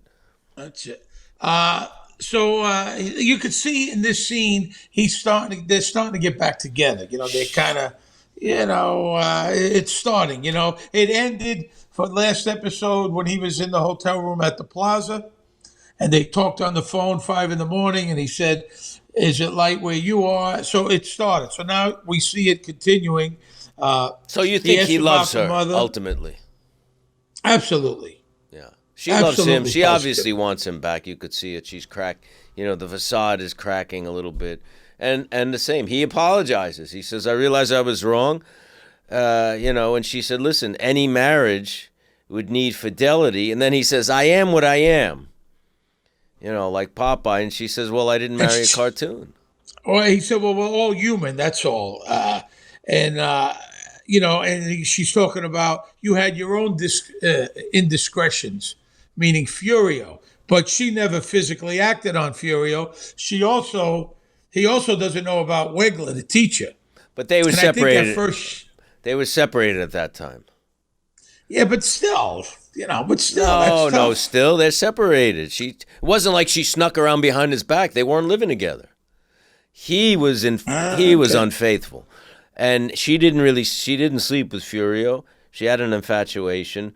But he says, it's weird because he says two different things here. He says, "I am what I am," meaning I'm going to cheat and that's it. And then he says it'll never happen again.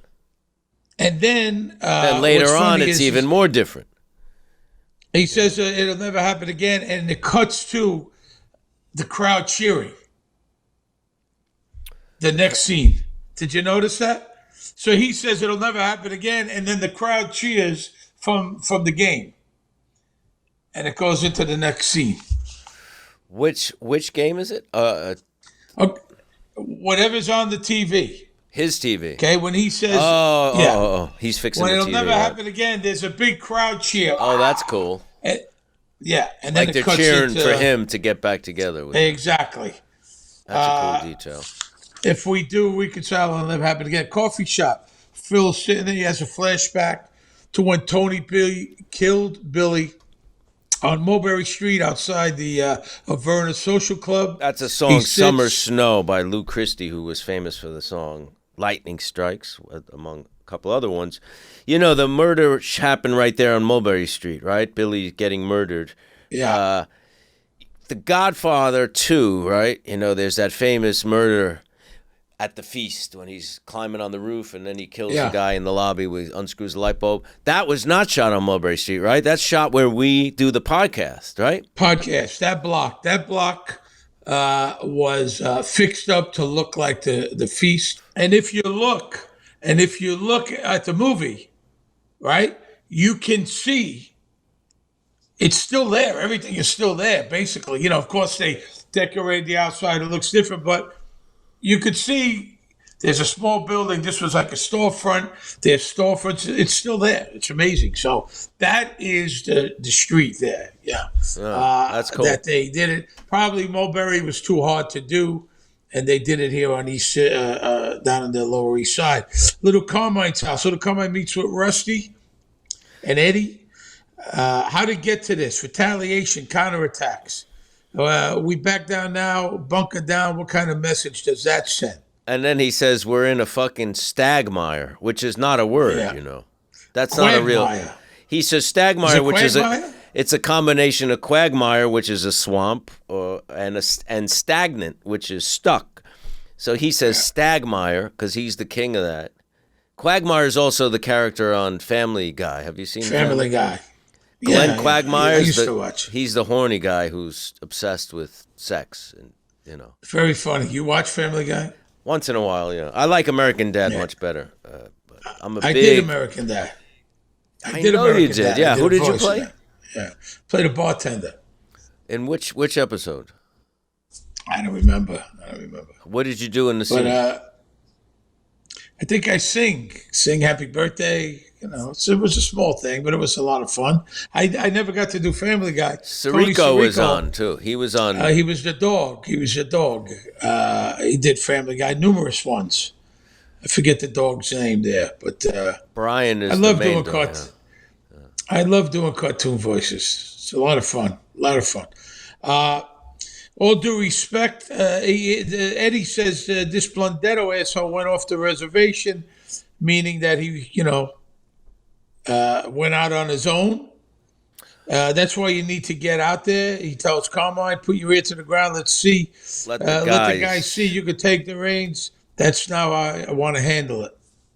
Little Carmine is not cut out for this. He doesn't want to be. He'd like to be the boss if he could just stay in his house and drink cognac and kind of show up at events, but he doesn't want to have to.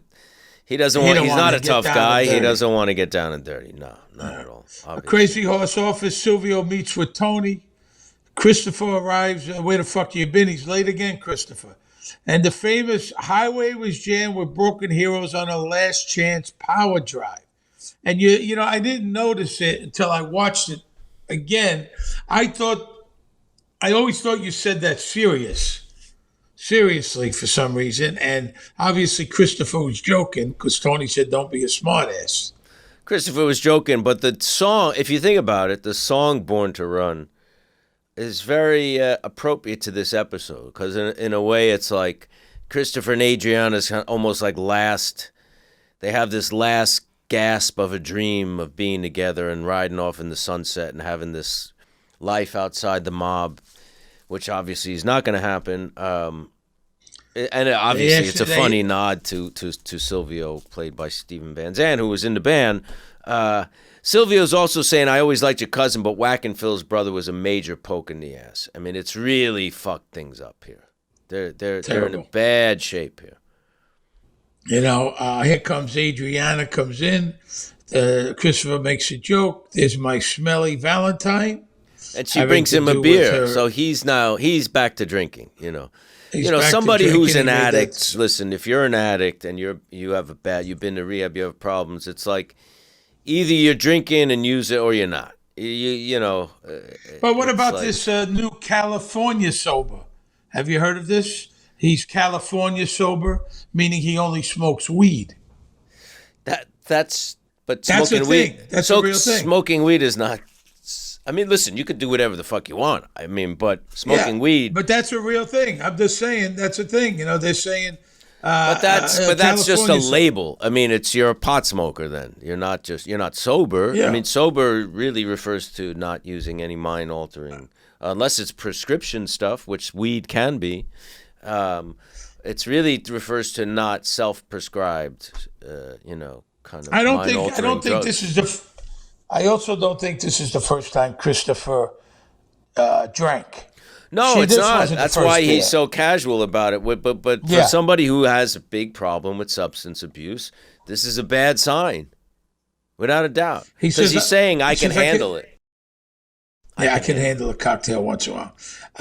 So you think, in your opinion, if someone has a drinking problem and they're sober for even 2 years, which Christopher was 14 months a while ago. So if I get sober, you don't think that I could go back and say I could handle it better this time? I could just have a glass of wine with dinner. Listen, I could have 2 glasses of wine. There's no rule of thumb that applies to everybody. Everybody's different. Some people do moderation and have success with it. No, most of the people I know I'm talking about people who had addiction problems where their life was just going down the toilet and got sober. Yeah. Doesn't usually work that well. To be able to have a casual relationship to it. It's not the easiest thing in the world. Yeah. It's possible. I'm not going to say it's impossible. Everybody's different. You know what I mean? But it's, for most people, getting sober is getting sober. and it's very hard to go back. For someone like Christopher, who had serious drug abuse issues, very hard. He said Tony Soprano tells Silvio, they're talking about Tony B before Christopher gets there. Says he almost cried when I gave him the casino, and then he fucks me. Chris is breaking Adriana's balls. They're gonna replace her colon with a semicolon. Bad joke.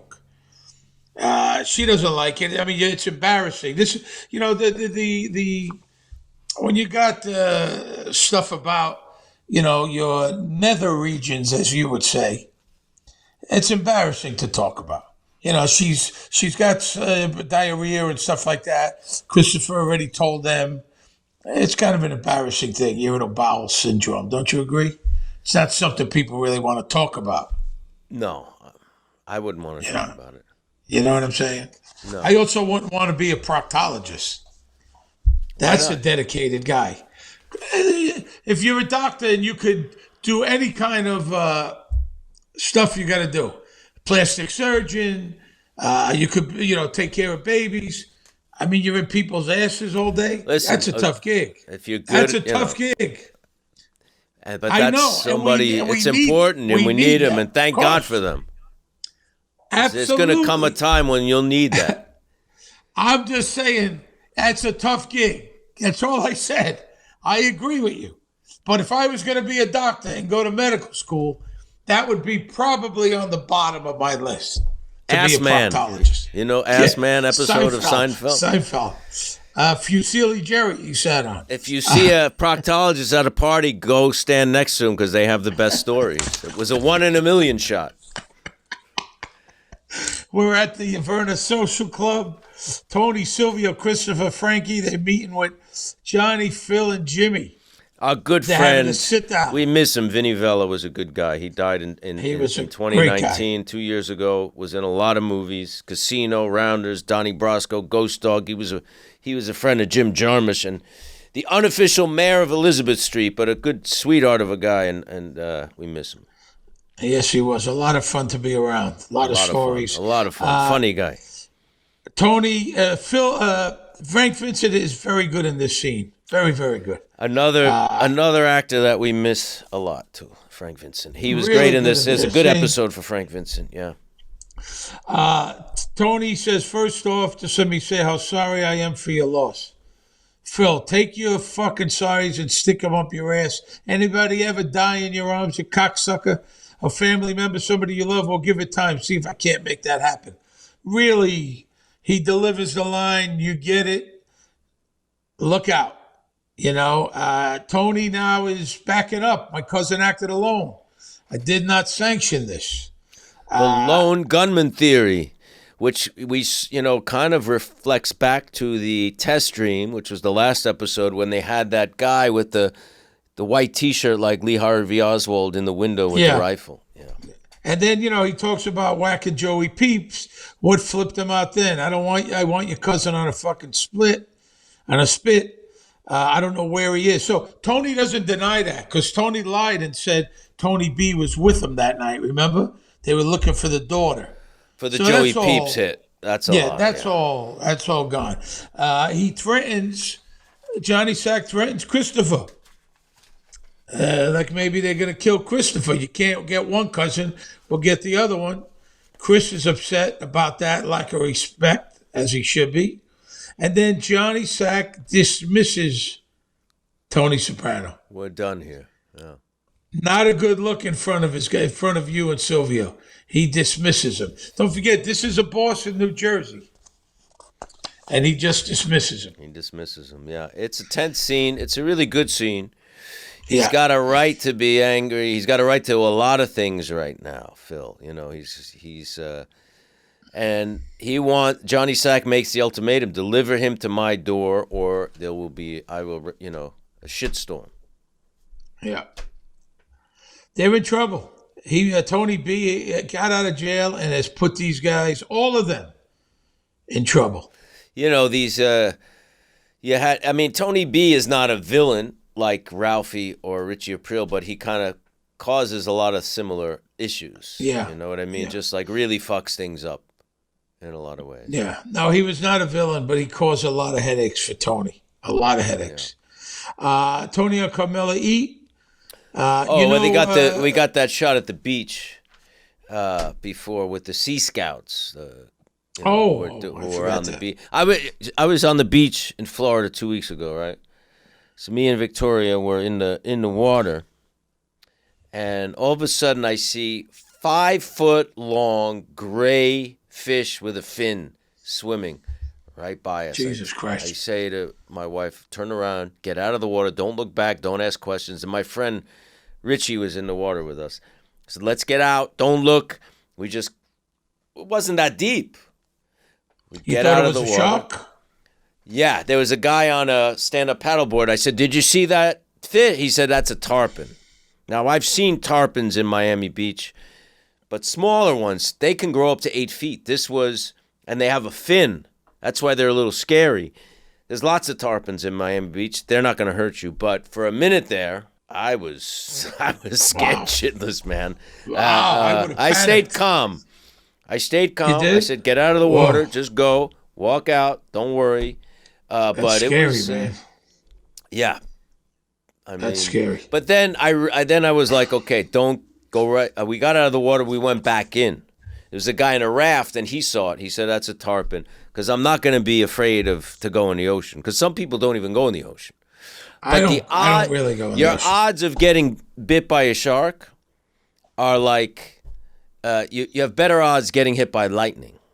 You have better odds of drowning in the ocean than you do getting bit by a shark. Actually, way more likely to drown than you are to get bit by a shark. It's like millions to one.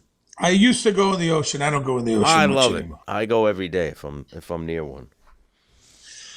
So the ship leader, they're walking with the Sea Scouts, and they find the body. The kids find the body. He yells, "Don't touch it!" A bunch of the kids. I mean, the body's all bloated. It's got laying on flies. the Do you think they rocks. CGI'd those flies? Sure. They What did, are they right? going to do? What else are you going to have? Train flies? Is there such thing as A fly train wrangler? like fleas? Train fleas? Some guy, he's got a collection of them. They do whatever he says. Yeah. No, that was Well, CGI. maybe, Right? don't they have bees? Don't they have things that are They kind do. of Beekeepers. Yeah, sure. beekeepers? Tony and Carmela eat at Vesuvio. You know, with you out of the house, I've had a chance to do some thinking. I mean, it's partly my fault, but I need something else. He says, "You want another kid?" Tony thinks He he's says got it the almost answer. as if he's okay with it. Yeah, he is okay with it. If that means him getting back into the house, I'll have another kid. Right. I And was what would that thinking- mean? She's stuck in the house with the baby while he Sure. continues to do whatever he wants. That's what he wants to do. I could build a spec house, take my dad as a partner. He says, all right, well, I'll call Ginsburg, have him free up a down payment. Well, she says It's 600 grand, like it's nothing. It's a lot of money. A lot Like of money.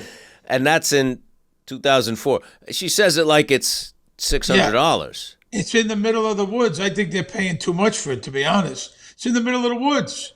And this is Nothing's her. paved. She's negotiating this like it's a mob. It's a Sit business down. deal. Absolutely. It's a business deal. You want to come back? You want me again? This is the deal. I want this. And then he says, I'll move back in. I swear on my kid's life that my problems, my midlife crisis problems will no longer intrude. He's not saying he won't do it. No, on you anymore. He's He just didn't say he saying, won't stop. he's not saying he won't stop. He's just saying you won't know about it. Basically, is what he's saying. And she's okay with that. She's okay because she's excited that he's going to put up the money. It's a complete business deal. It's very, very unromantic, shall we say. And she business. calculated this all. She said, all right, he wants to come home. You know what? If we're going to get back together, I want this. Because this is also going to help her with the house. She'll have her own money in case they split up again. She's very smart here. Don't forget that no attorney would handle the divorce. She was going to get screwed. It's a cash business. She would have walked away with basically nothing. Here she is going to do it on her own, make her own money. She says her father will help her. Then Christopher, they go to the bathroom. Christopher's drinking wine, and he's pissed off because something went wrong with the cigarette deal. He says he's given half of it to Paulie. And that So really, Christopher, really sets him off and pisses him off. he says, I got a wedding to pay for. He said, cut out the open bar, which is a reference to stop drinking himself. Although he was That's the what one that that is. told Christopher to drink. Yeah. And then when he drank, he didn't like it. Another thing, have you ever gone to a wedding where they charge you for drinks? Maybe. I don't remember. I have, in Vegas. I never saw it before. They have this big, beautiful wedding, a band, everything. And when you go up to the bar, you got to buy your own drinks. Not a good look. Not a good look. If anything, just do beer or wine. You know what I mean? Yeah. You know, I mean, Beer and wine's okay. I mean, I would have no problem with that if I'm at someone's wedding and say, we got beer and wine. That's fine. That's okay. Not everybody has tons of money to throw on, but don't let people have to pay. That's a different story. No, that's what I would rather have no alcohol at all. Yes, you can't make people go in their pockets at a wedding. You know, So they gotta bring a give you a gift and that's gift. it. And pay. I ain't got to pay. Bad luck is right. You know, Christopher's apartment. Christopher's drinking. He's got a bottle. Fuck family, fuck loyalty. I gave that fuck pieces of my soul, Adriana. You know what he said to me? He said I should have a fucking drink. You know, I could take him out in a second, the fat fuck. Bang. His kids wouldn't even give a shit. I don't know where he got that from. Maybe I need to think, you fat fucking scumbag. Where did he get that from? That's a good point. You know, he's just That's thinking. the guy, Adriana, my Uncle Tony, the guy I'm going to hell for. So Christopher feels he's been, I mean, first they gave Tony B the casino. Now he took away half the cigarettes. Now he's asking him why he's drinking. You know, Adriana says, you're a better man, a better person than he is. I've said this before. This is a common theme, not just for Christopher. It's big in Christopher, obviously, but in the show in general, people feeling slighted. They're not getting what they deserve. They're overlooked. They're disrespected. You know, it's a constant, thing in Soprano world. It just is. Absolutely. FBI office, Walter, the FBI agent, shows Cubitoso, another guy who's no longer with us, the great Frank Pellegrino, our dear friend who owned Rayo's. Does a great job, Frank. And I miss him. He's a lot of fun. I miss Frank. Frankie was a great guy. Agent San Severino and Agent Harris tape the Crazy Horse. They show them the tape, Walter does. Long Branch cops. Call the Long Branch PD and find out what's up. No good here. No good. Adriana's digging a deeper fucking hole. You know, Adriana's just not that bright. No, she's too nice, and she kind of thinks she gives that people the benefit of the doubt, but she really has put herself buried. She's just not that bright, Hospital, Tony goes to visit Valentina. She's got those bad burns on her face. She really looks. God. She looks. He says, "You look good. You suffering. look like you look good. You look like that actress." Valerie Harper. She says you'll be nice with the short hair, like what's her name, the actress. I don't know who he's referring to. I think Rhoda. I was thinking Rhoda, Valerie Harper. Yeah, because she used to wear them. No, but he's referring to she'll look good with the short hair. That's what he says. I was thinking Valerie Harper. That's my guess. You got a better guess? Well, he's not referring to the thing on her head. He's referring to the short haircut. You say right away, I give a suggestion, and you go, Rhoda? Well, what's your idea? Who was it? Did Rhoda have short hair? I think she did. I don't remember. So. I don't think she did. Okay, so who do you think they're talking about? I have no idea. Okay. Definitely not Rhoda.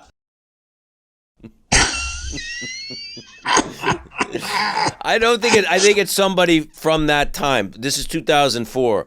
Someone who was famous in 2004. I think that's what he's referring. Who had a short haircut in 2004? It's a million girls with short haircuts. I don't know. I have no idea. Maybe Andy knows. Well, then we go again. He says the bills and the drugs and prescription, that's doctors, it's all covered. Once again, Tony with the money, fixing everything. And she realizes he's signing off here. Correct. Very, very, very odd. Then the phone rings. They're in the middle of a heavy conversation. The phone rings. He says, she says, I'm going to kill myself. He says, I got to take this. He also says something, you know, I told you I didn't want you hitching your wagon to my star, which is a very dismissive kind of horrible thing. He's going to take care of the medicine. He's going back with Carmela. That's the big thing here. He's had enough of Valentina. Valentina's tough. Nor does he want to be there for her. baggage. Now, it's one thing to visit her in No. the hospital, but he's not going to take care of her. That's for sure. And she says, I got burned making you breakfast, the egg whites and Tabasco, remember? And he goes, it could have just as easy been you making breakfast. Making breakfast for yourself. Yeah, he doesn't. Self, yeah. He's not taking Soprano- any responsibility here besides the No. financial, which is easy. He calls Silvio at the Bing. Silvio's got K2 spot remover. He's cleaning his. Correct. Silvio's Correct. always got a weird little project. He fixes the trophy. At his desk there, and he picks it up. He says, because it was Tony B who we see Tony B call from a payphone. He gets a call from a private call. He picks up. It's Tony B. He says nothing. He hangs up. He calls Silvio, your friend at the phone company. Have him call me. I want to put traps on all my lines. Gerard, his name is. Gerard is Silvio's connection at the phone company. And then we go to the feds pick up Adriana outside a Chinese herb acupuncture center. Now, have you done acupuncture? I have once, but you like it. I know you're into it. You have a good guy. What's his name? Dr. what? Dr. Yi, Dr. William Yi, who has an office on Bayard Street in Chinatown. He's very good for certain things. Acupuncture's good. I tried it with my hands, and it didn't work. I tried How many a few times did you go? I went a couple times. Not to him. I went Well, this to is the woman. first. One day, long time ago, I was in Santa Monica, and I woke up. I had a really bad migraine headache. Sometimes I suffer from those things, right? It was not a hangover headache. It was just a bad headache. And I walked by an acupuncture place. I had never done it before. So I walked in. I said, I have a really bad headache. They put needles in, the hand here. They put them on the eyebrows. They put them in the shoulders and the top of my head. And immediately when they went in, the headache went away. And they left them in for about 20 minutes, took them out, and it was gone. So that convinced me there's something to it, way back when. They also do a lot of herbal medicine. One time I was doing a play, and I got sick. I had a cold. So I went to Chinatown, and they make 10 little bags of all this stuff, and there's like roots and leaves and seeds. I think even when there was a dead beetle in one of them and stuff, and then you make a tea out of it. And you drink this tea 3 times a day. And it worked? You're gonna tell 10 me? days later, my cold was cured. Yeah, 10 days. You try all this After shit. 10 days, I didn't have a cold anymore. Yeah. Do you ever go to a real doctor? Of course, I go to a real doctor. You go to a real doctor? You don't just holistic? I go to Dr. Massey in Brooklyn. Dr. Victor Massey, we love him. Now that's a doctor. That's a doctor. That's a guy you could talk to. He's got balls. He's very intelligent. Dr. I love Dr. Rock Massey. Positano. He's another I love doctor. Dr. He's a Rock. foot doctor for the, orthopedist, foot doctor for the athletes, for the Knicks. He wrote that book, Me and Joe. Joe Him and DiMaggio. Dr. Rock is a great guy. I love him very much. Great He's a guy. great Dr. dude. Rock Positano. Also, Dr. Doug Lazaro. Doug Lazaro. My My son eye just doctor. went to Doug last week. My great. son had to This- Doug Lazaro. Dr. Great Bill guy. Bongiorno, the dentist. The dentist. I've Now, been to all him. these He's a guys friend happen of to ours. be Italian, but that's not the only reason Well, why I we have like a good them. guy. They're just great I have a guys. Dr. Dirtzman. What does Jewish he fellow. do? He's my primary doctor. He's a good man. What's your proctologist's name? You didn't mention I don't him. have a proctologist. I tell you this, though. I did have a proctologist in Vegas years ago. I forget his name. But I had just been on the show like a year or two, and I was going to for that. So I went in for the exam, and then I swear to you, she's the receptionist. I'm going out to do my copay. She goes, "Oh, man, we watch The Sopranos." Also, the doc said, "You're a perfect asshole." That's what the receptionist No way. said to me. Did she I really say swear that? to you. I swear to you, she was joking. The doc said you're a perfect asshole. See that? They have good senses of humor, these guys. Yeah. Wow. Now that's a big compliment. Now, did he have to go. Did he have warm hands?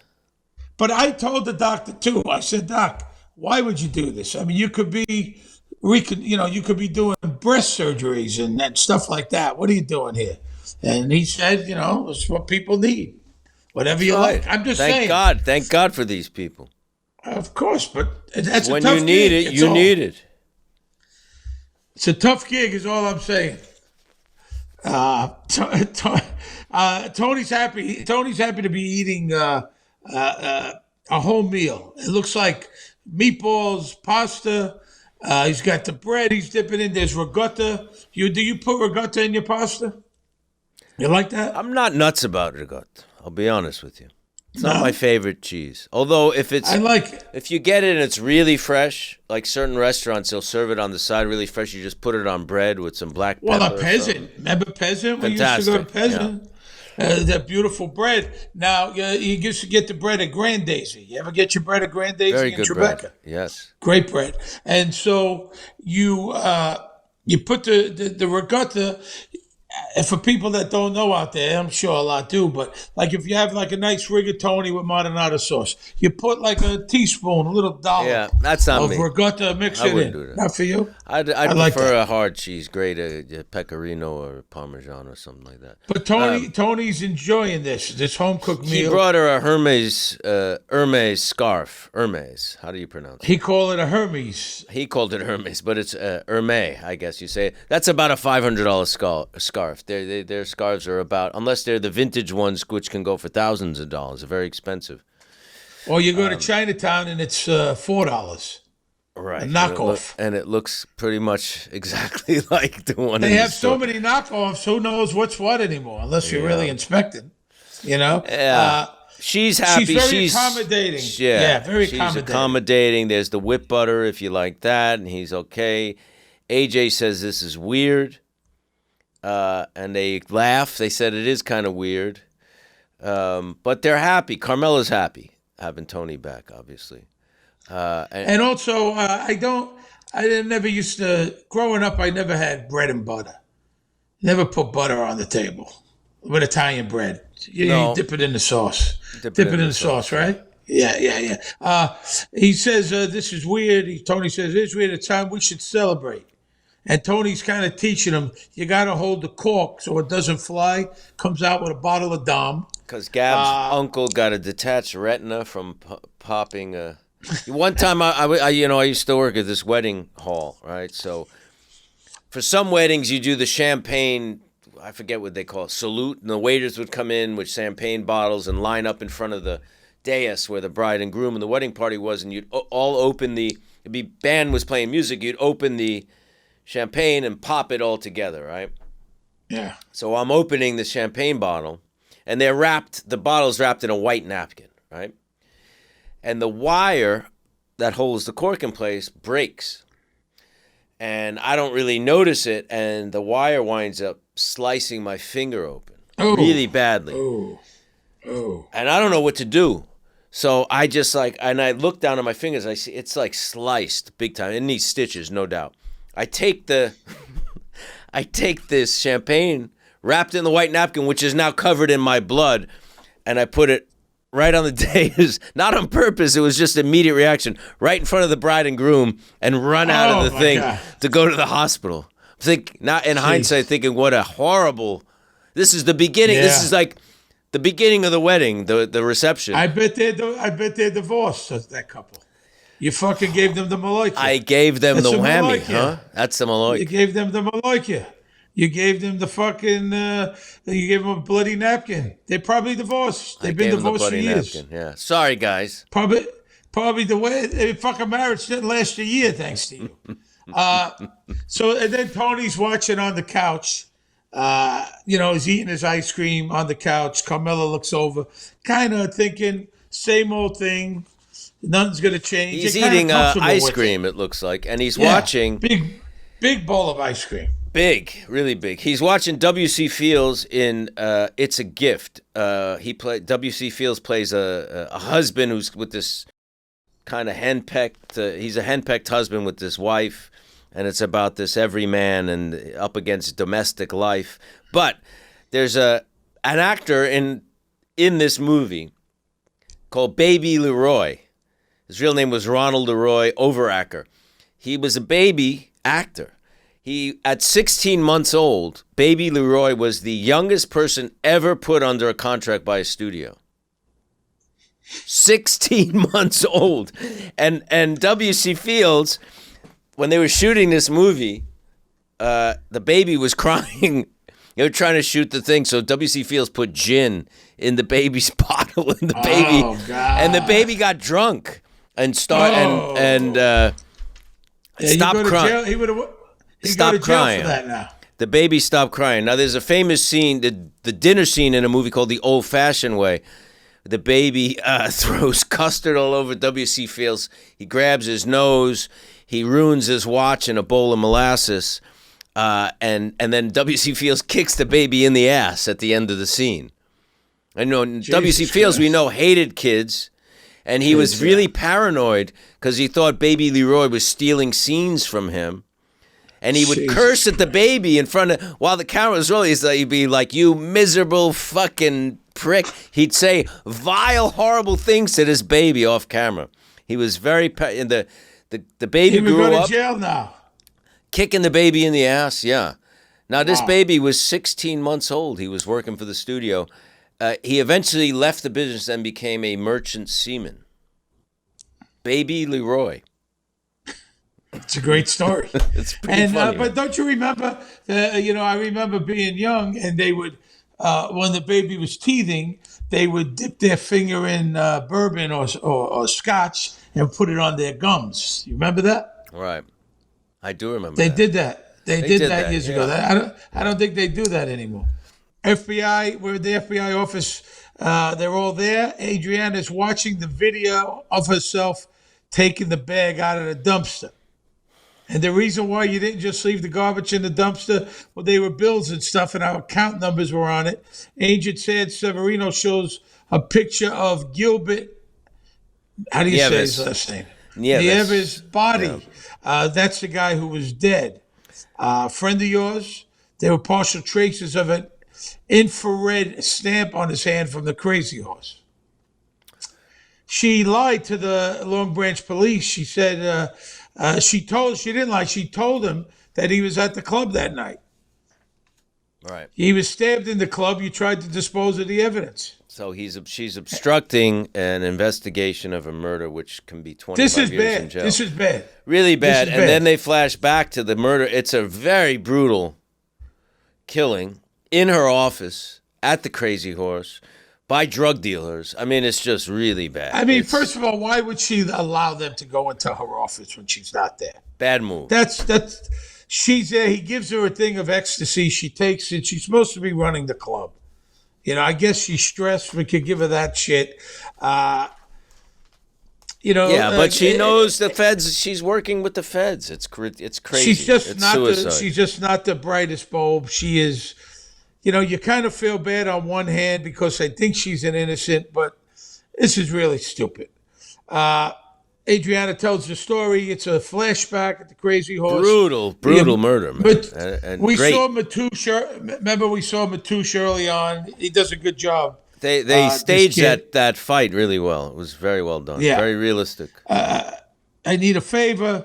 I'm trying to get a passport. I need to fax the guy my passport. It's in the office. There's a fight. They kill Gilbert, gets killed. They wrap him in a rug.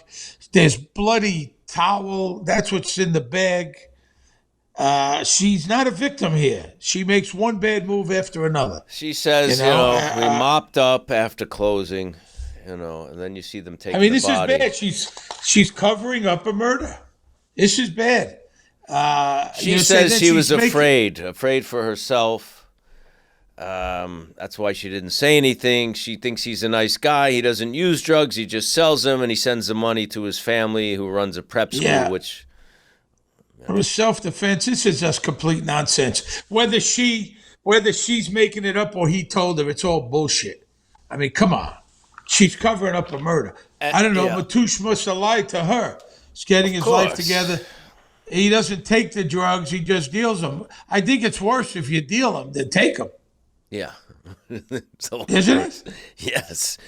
Or is that just me? Yeah, no, absolutely. And he says, they say you're obstructing a homicide investigation. You get 25 years. And then Kubatoso finally gets hard. He's had enough of her. He said, you've been giving us shit, which is true. Yeah. He goes, we want you wear wire. We want Tony Soprano on tape and Christopher talking about their shit. That's it. They're done with her. And now they have, enough to put her away for a long time. She said Matoush was very religious. He prays all the time. Kubatoso said, do you not think we know what's in the fucking bag?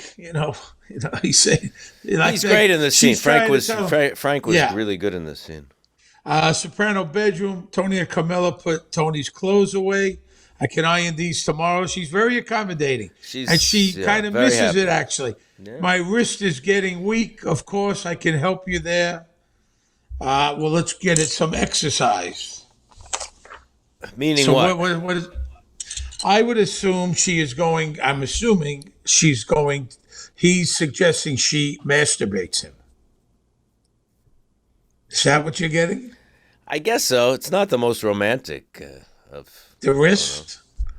It's just a little entree into sex. Is that it? I A little guess. something, a little. I guess. You know what I mean? That's But like somebody would say.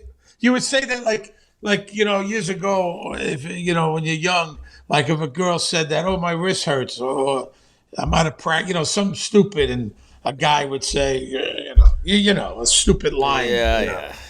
What? That kind of. That kind of thing. She does seem very happy to be with him here, though. Yeah, they're happy back together. And vice versa. Kid, I'm sure Meadow is ecstatic. AJ's happy. His dad's moving back in.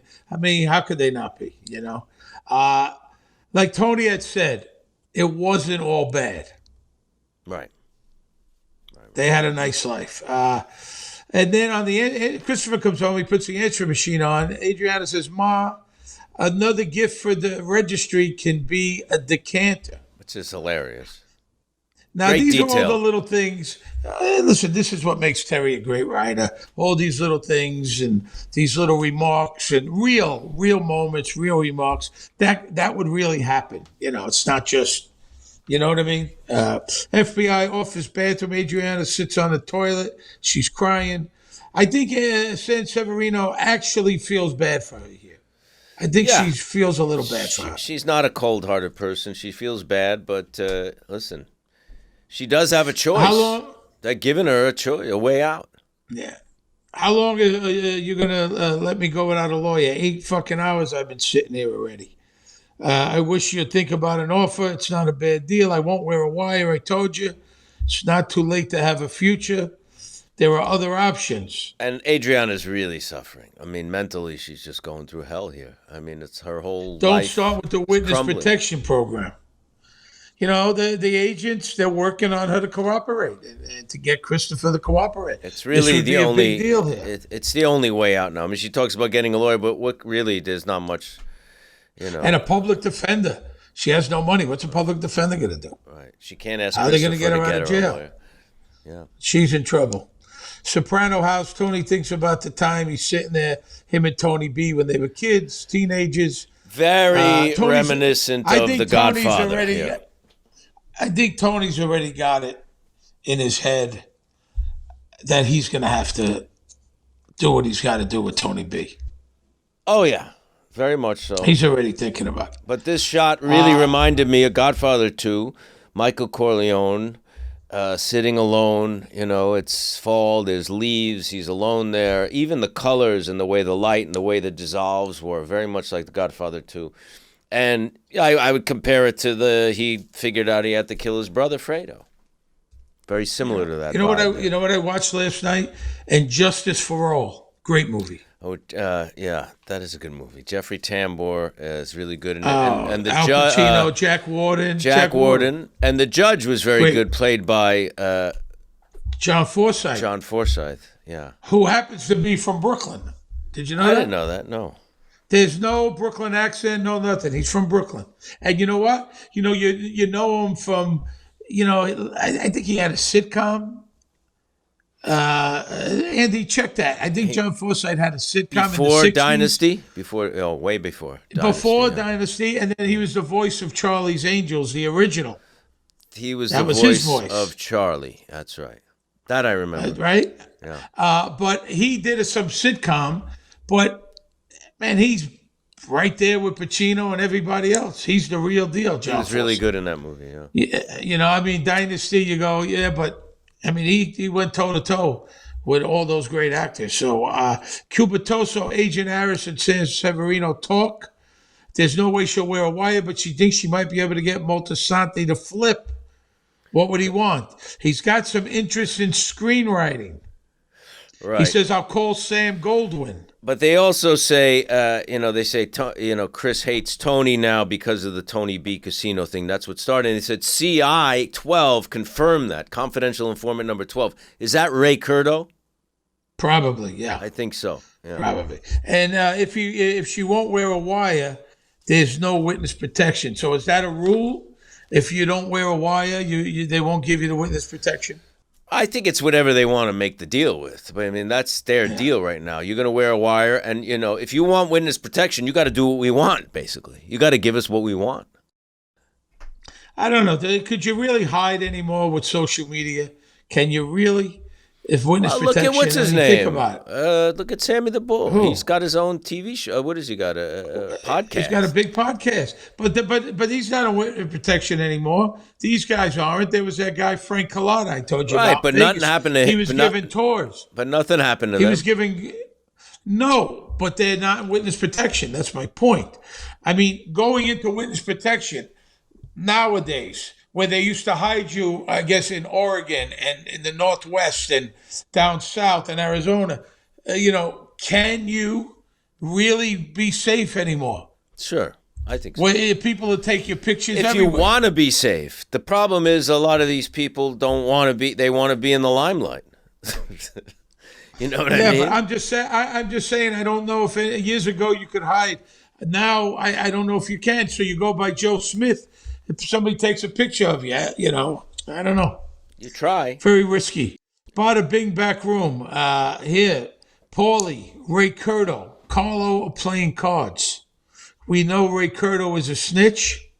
Tone, you got a call. It's Jimmy Petriel. From the sit down, he said his guy won the tennis match. Meaning Johnny Sack. In the battle between Little Carmine and Johnny Sack. Johnny Sack has won. It's settled. Little Carmine's out. He doesn't want to be the boss. He doesn't want the. It's not him. Like that. He just settled. That's all. Carlo, he's dead. Carlo thinks that Little Carmine's dead. He said no. He just dropped out. Johnny Sack is the boss of a family. Paulie, if you thought John had an ego before, forget it now. And Silvio says some people are better at being number twos. He's referring to himself too. John's smart as a whip. He used to be a pragmatist. Right. Now Which is what? He used to be more practical. Rather than getting emotional about stuff. Yeah.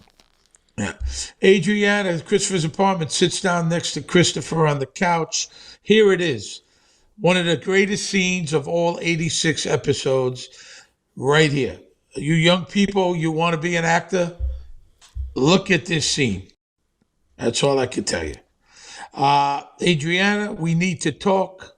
And this has to be almost impossible for her to come out with this. You know what I mean? At first he says, she goes, we have to talk. I got to tell you. He says, is it that fucking Bobby DeMarco? Bobby I used to DeMarco. use that name sometimes as an alias. I don't know why. Why would you need it? Why would you need an alias? For certain things. Like what? I'm not going to go into specifics about it. After The Sopranos or before? Oh, before. So before you were on the show, you used to use an alias. Before call yourself and during. Bobby So if you met someone, you would introduce yourself as Bobby DeMarco? Maybe. You know, I know you for 21 years. You're a fucking odd duck. You don't have any I mean, aliases? no. Why would I have an alias? Why would I Why do have you an have an alias? What's my name? Steve, what? What's my name? My name is my name. I don't Sometimes have you an need an alias. alias, Steve. Sometimes you need an alias. All right. Uh, Christopher, we need to talk. About a year ago, I was arrested for drugs. You remember my friend Danielle? She was an FBI agent, Christopher. She lied to me. They wanted me to wear a wire, but I couldn't do it. But now there was a murder and they know about it. Now, this is what I'm not going to ask you what was in your head because that's your process. But it very much reminds me, your eyes, your thinking of Michael Corleone before he kills McCluskey and what's the other guy's name? The Godfather too, Salazzo. Salazzo? But when they're Louis' Oh, in the Italian restaurant. and he's thinking right before he does it, your eyes were going, a million things were crossing your eyes, your whole face, your eyes said everything there. Everything was falling apart. You were thinking of everything. Here comes a life, every fucking thing. You punch her in the face, Christopher does, and he chokes her. I look he's like gonna that kill her. often on this podcast. You see me looking when I'm talking to you. My eyes are looking like that. You know, what happens here is You're gonna choke me now? You want to fucking choke me? she just stacks all this stuff at once. You know, Danielle was an agent, you know, which is enough of a bombshell. And then she says, I didn't tell him nothing. I just gave him license plates, but there was a murder at the bar, and I tried to cover it up, and they filmed us because the crazy horse was under surveillance. I mean, all those things come, boom, boom, boom, boom. It's like, and he's trying to add it up. It's just like, it's so bad. His head is spinning. It's so bad. You're screaming, we're dead. You know that. How could you? I wonder why he didn't kill her. Well, I wonder why because he does love her. snapped. I mean, he snapped. Listen, this is one of those scenes. The stakes just can't get any higher. It's just like, this is life and death. Their life is never going to be the same. Do you remember anything about? Do you remember that filming night? it? Yeah. Did you do it in the day? Did you do it at night? I think it was night, and I remember I remember saying, "Well, literally, as an actor, the stakes can't get higher." You know what I mean? It's like their life will never ever be the same, no matter what they choose. If he kills her, if she goes to jail, if they all go to jail, if they run off, if they kill Tone, whatever it is, life is from now on different. That's what he's adding up in his head. However you slice it. Did you prepare any different? Any different? Anything you prepared? You know, it's a hard scene to play because there's a lot of beats. There's hard. There's a lot of things going on. You know, it unravels. It starts off. There's an arc to the scene. There's a lot of little beats. There's a lot of little moments. You're going from here to here to here to here, and I do remember the crew really pulling for us. The crew knew it was a huge scene. And they really wanted us to do a good job. And they were you could hear throughout the shooting of this a pin drop. Nobody was talking. Nobody was making noise. They really gave us the space. And both Dre and I really wanted to, we wanted to give it the justice it needed. It's a huge scene. Did. And how long did it take? 8 hours? It took quite a while, but, you try to, I don't remember how long it took, but you try to figure out when you need to really, when you shoot an emotional scene, and you really want to get some reality to it, you have to kind of figure out, okay, they're going to shoot it wide first, they're going to do hard coverage and you have to gauge what you're going to do and how you're going to approach it, because you can't go full tilt for 8 hours. You're going to dry up. So you have to figure out. And I think they were, they were pretty accommodating, saying, "How do you want how do you want us to shoot it?" They'll help you sometimes. Do you want to do the? I worked with the director on a series I did called Mad Dogs. She was very interesting. Her name is Uda. I can't pronounce her last name, but she's great. she shot the close-ups first. It was the first time I ever worked with someone who did that, which was very interesting because especially in these, there was a couple of scenes that were very emotional, very intense, and she offered to shoot the close-ups first, which is really interesting because sometimes, the close-up is where you want to, really get the meat of but sometimes you need to, it takes a couple of takes till you fucking feel it, Yeah, and she gave us the takes as well. But I still. like, I don't mind, they'll ask me a lot, or, everyone, who wants to go first, your side, when you're doing a two-shot, you and somebody else. It doesn't really matter to me. Does that matter to you? Would you prefer the other person goes first? It depends on the scene. Yeah. Sometimes it's I nice. like it a couple takes to get into it. Like you said, you can't shoot your load too early, and that comes with experience. Yeah, I think you should defer to the actor that has more of a burden on them for the scene, and let them decide. Yeah. That's what I like to do. But sometimes it's the bigger star who gets the decision. Yeah. Adriana, I was just trying to protect you. I didn't tell them nothing. They tells them about the murder. It's just, this is as bad as it gets. It's as bad as it gets, yeah. As bad as it gets. You must have went out. Did you guys go out and get drunk after this? I don't remember. You were drained, emotionally drained, I'm sure. Yeah, it was hard. It was a hard one. And then the physical stuff and the violence and, it goes to that very, very difficult, dark place when he's almost, going to kill her there. And it's hard. That's hard stuff. I'm sure you were emotionally drained. Soprano House, Tony B calls Tony. Well, I'll tell you what not to do. That's come around here. I don't know what to say because I'm leaving you with a big pile of shit in your lap. And then Tony admits to him about the night he went away. It was all bullshit. I got in a fight with my mother. I passed out. It's a panic attack. I went down like a house of cards. I cracked my skull. Why are you telling me this, Tony B says? Because I felt guilty about it all these years. It was my fault you went away. It's also anyway, interesting. now we're even. It's interesting when he says, I'll look after the boys. And then Tony Soprano gets kind of annoyed. Like, here's another thing I have to take care of for you. Yeah. You know what I mean? It's just like, and I'll tell you this. Does Tony Soprano really take care of the boys, do you think, or not?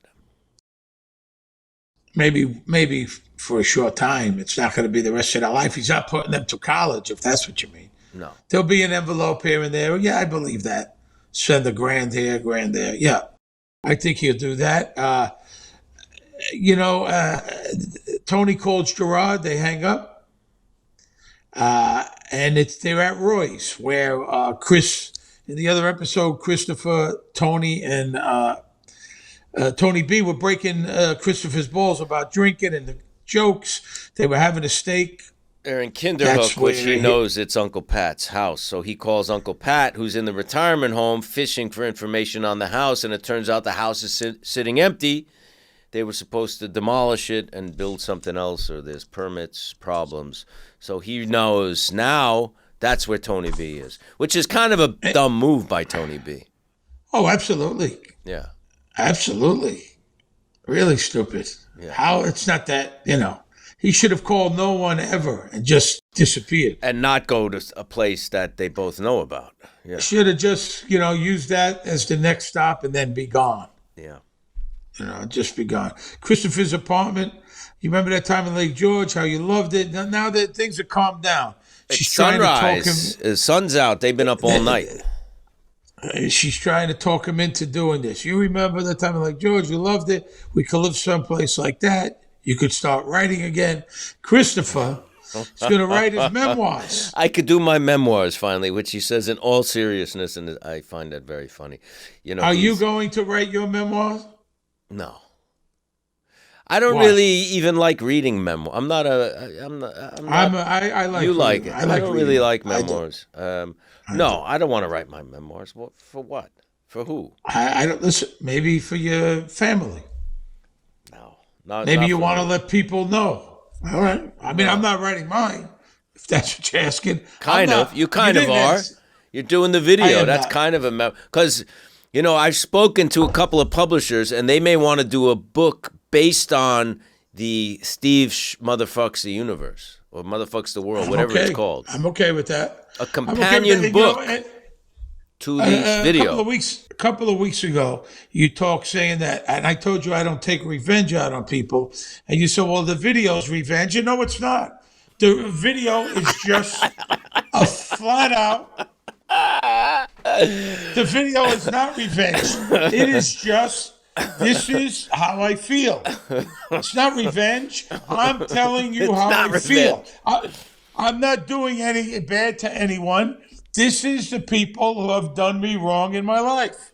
That's all. I'm going to really try hard to talk you out of this whole thing. Has anyone ever done you wrong in your life? I can't be the only guy. Of course people have done wrong, sure. Okay. Yeah. But I'm not, it's not something I want to think about, like, on a day-to-day basis. Well, you know me, I ruminate. You know me, I can't let go of shit. You know that. That's why I want to talk you out of this whole thing. You know, it's better for you. You know that. Yeah, I know. I do know that. It's not revenge. It's not revenge. God damn it! Is Christopher? It means you couldn't see your mother again. Is Christopher at this point really thinking about flipping? I think so. Yeah. Do you think so? I'm not quite sure.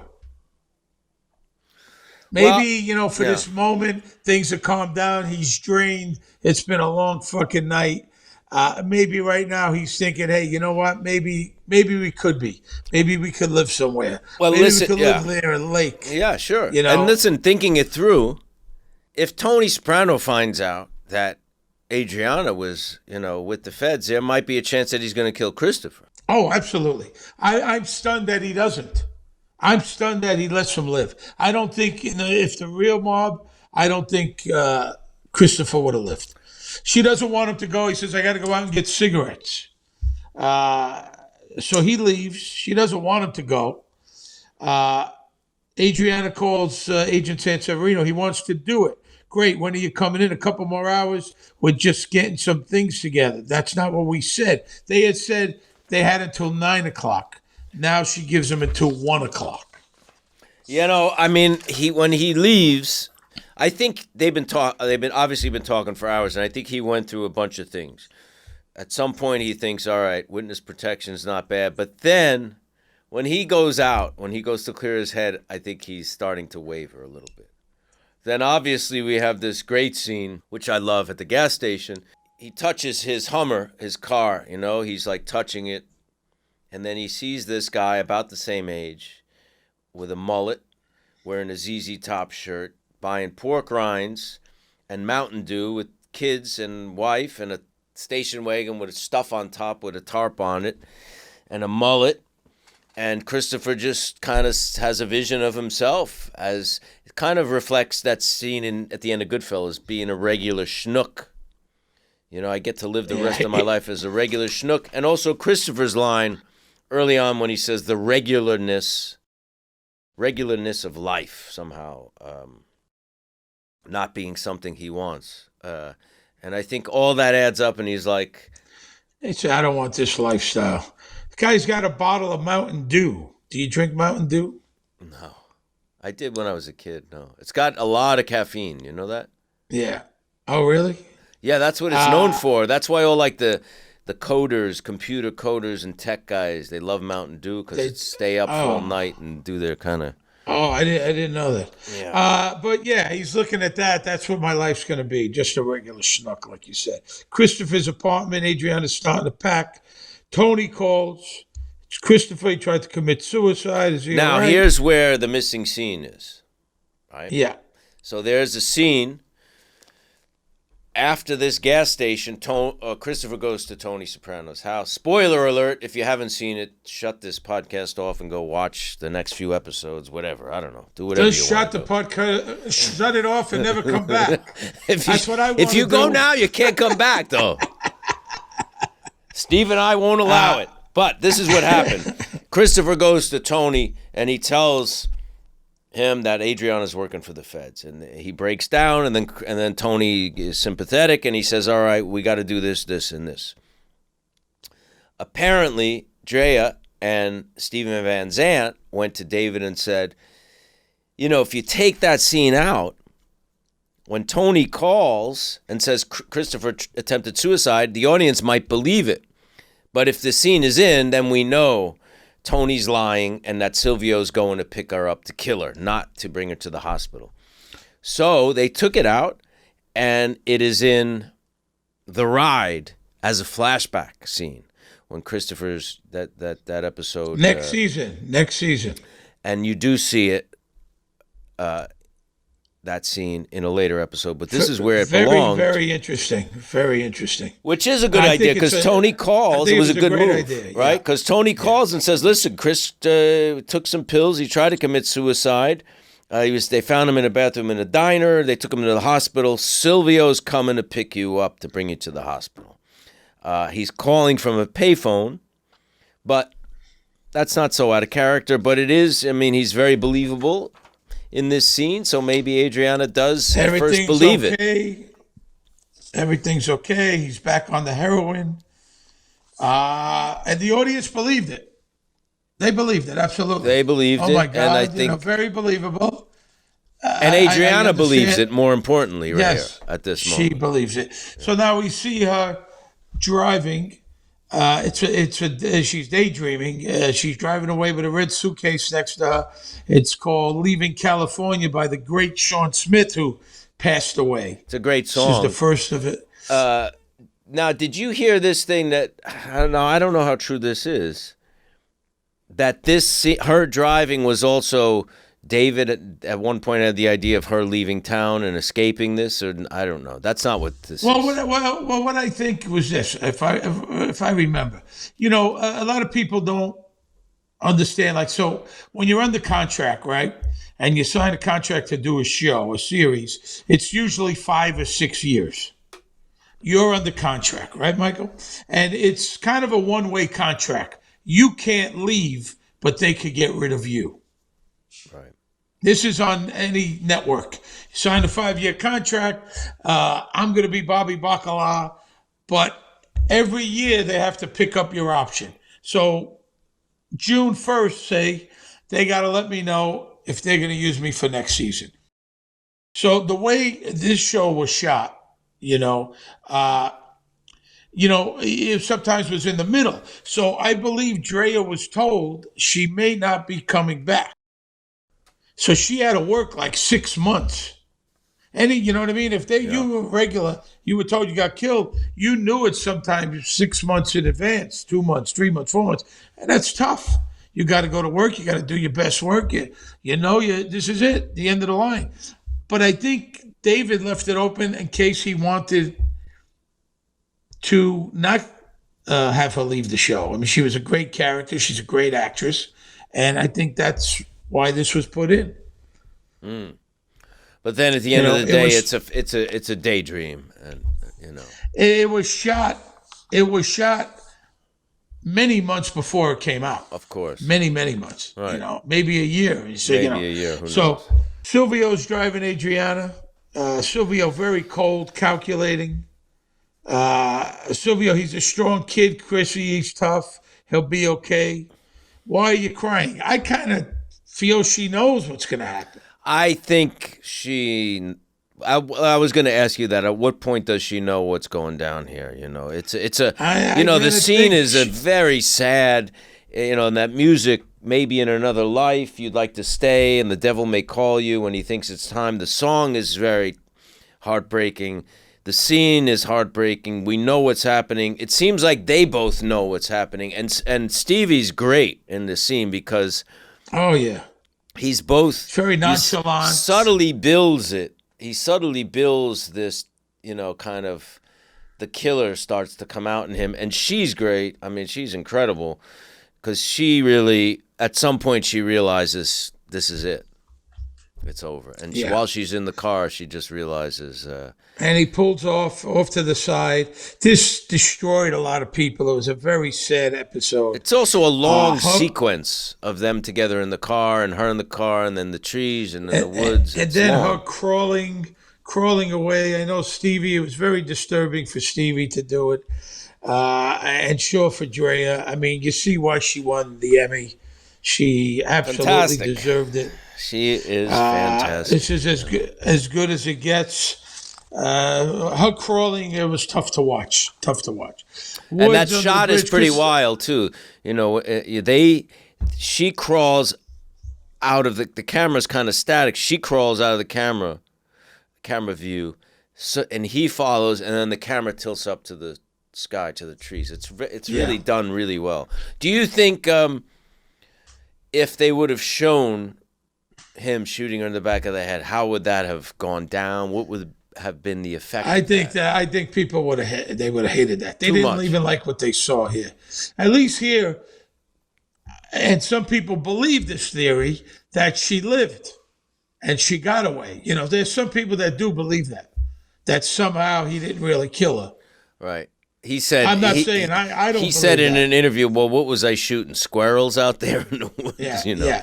yeah. But I'm just saying. But I think she was a beloved character. She was kind of innocent, and I think if they would have showed him killing her, I don't think that would have went over well with the audience at all. No, because they got the idea. Yeah, the They scene know- is the two of them. I mean, the scene in the car is where it all happens. Before they even get out and she crawls, that tension in the car is everything there. It's just incredible.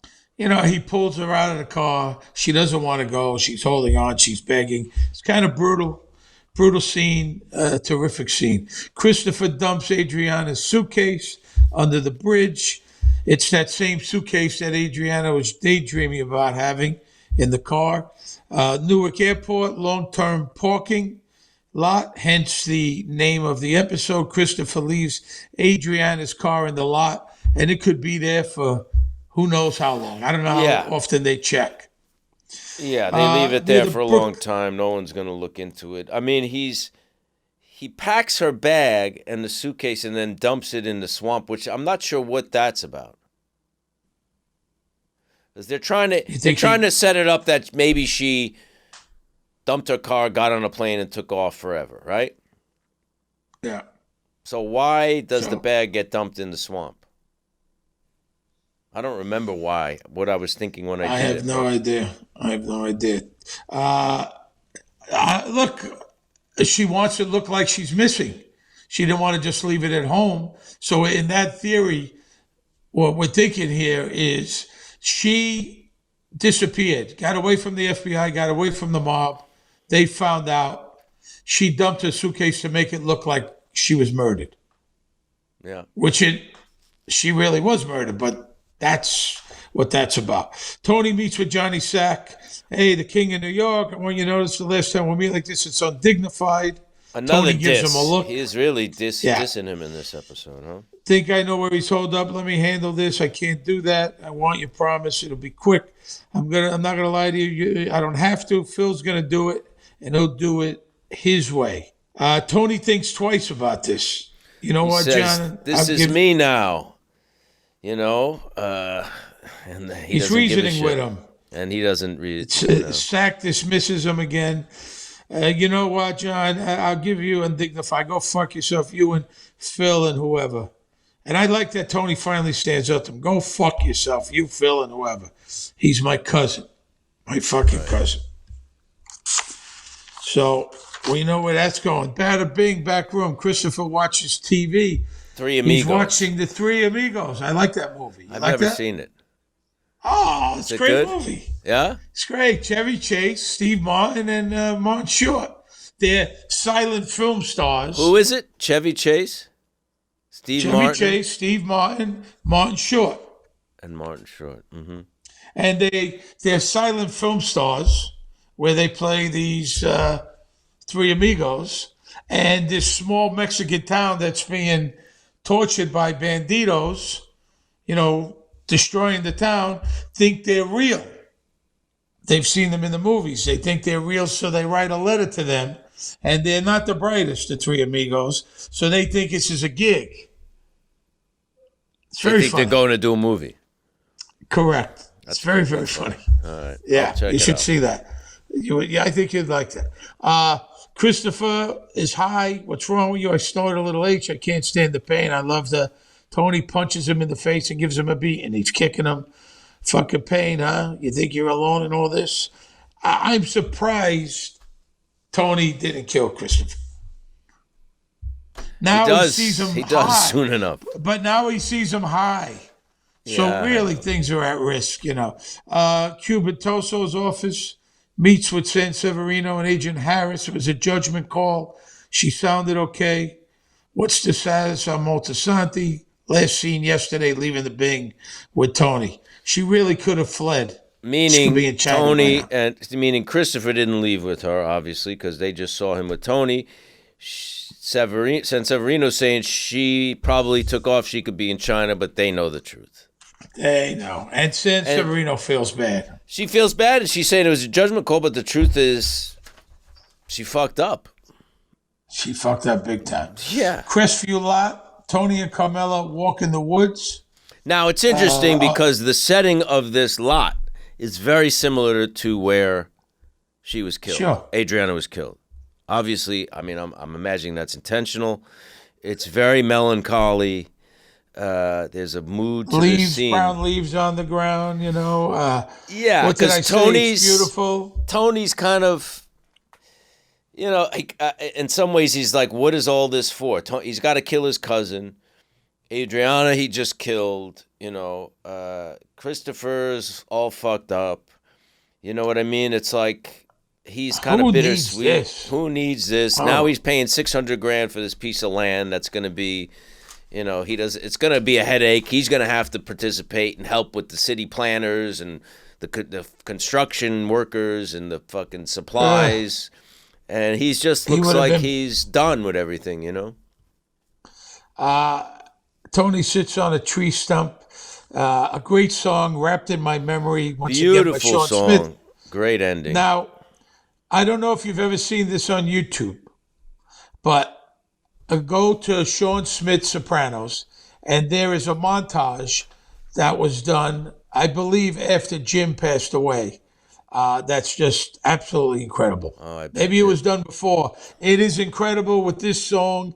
You've got Dr. Melfi speaking at the beginning, and Tony Soprano somewhere in there says something, and it's just beautiful cuts, montage, and beautiful song. And go to YouTube. Go take a look at that, everybody. Here's a little something. I don't know. According to Drea, she says there was a deleted scene that featured Robin, Agent San Severino, confronting Christopher. Did you remember shooting that? And telling him that she will get him for what he did? I don't remember that. Remember? Yeah, I'm not saying it didn't happen. I just don't remember. It could. I don't remember a lot of things, as you know, Steve. I don't have that. I wonder why. I don't have that same. I remember everything. You know why? Because I have a delete. Because you hold on to stuff. That's why you get old. I remember every fucking bad thing. That's the problem. Thing I remember. That's why I want you to let go of some things. You know what I mean? Forgive and forget. Move on. Who says? Move on, huh? Move on. Move on. Like it's so easily done. All right. I'm not saying it's easy. I'm just saying it's good sometimes. I tell you what, I really bravo to you.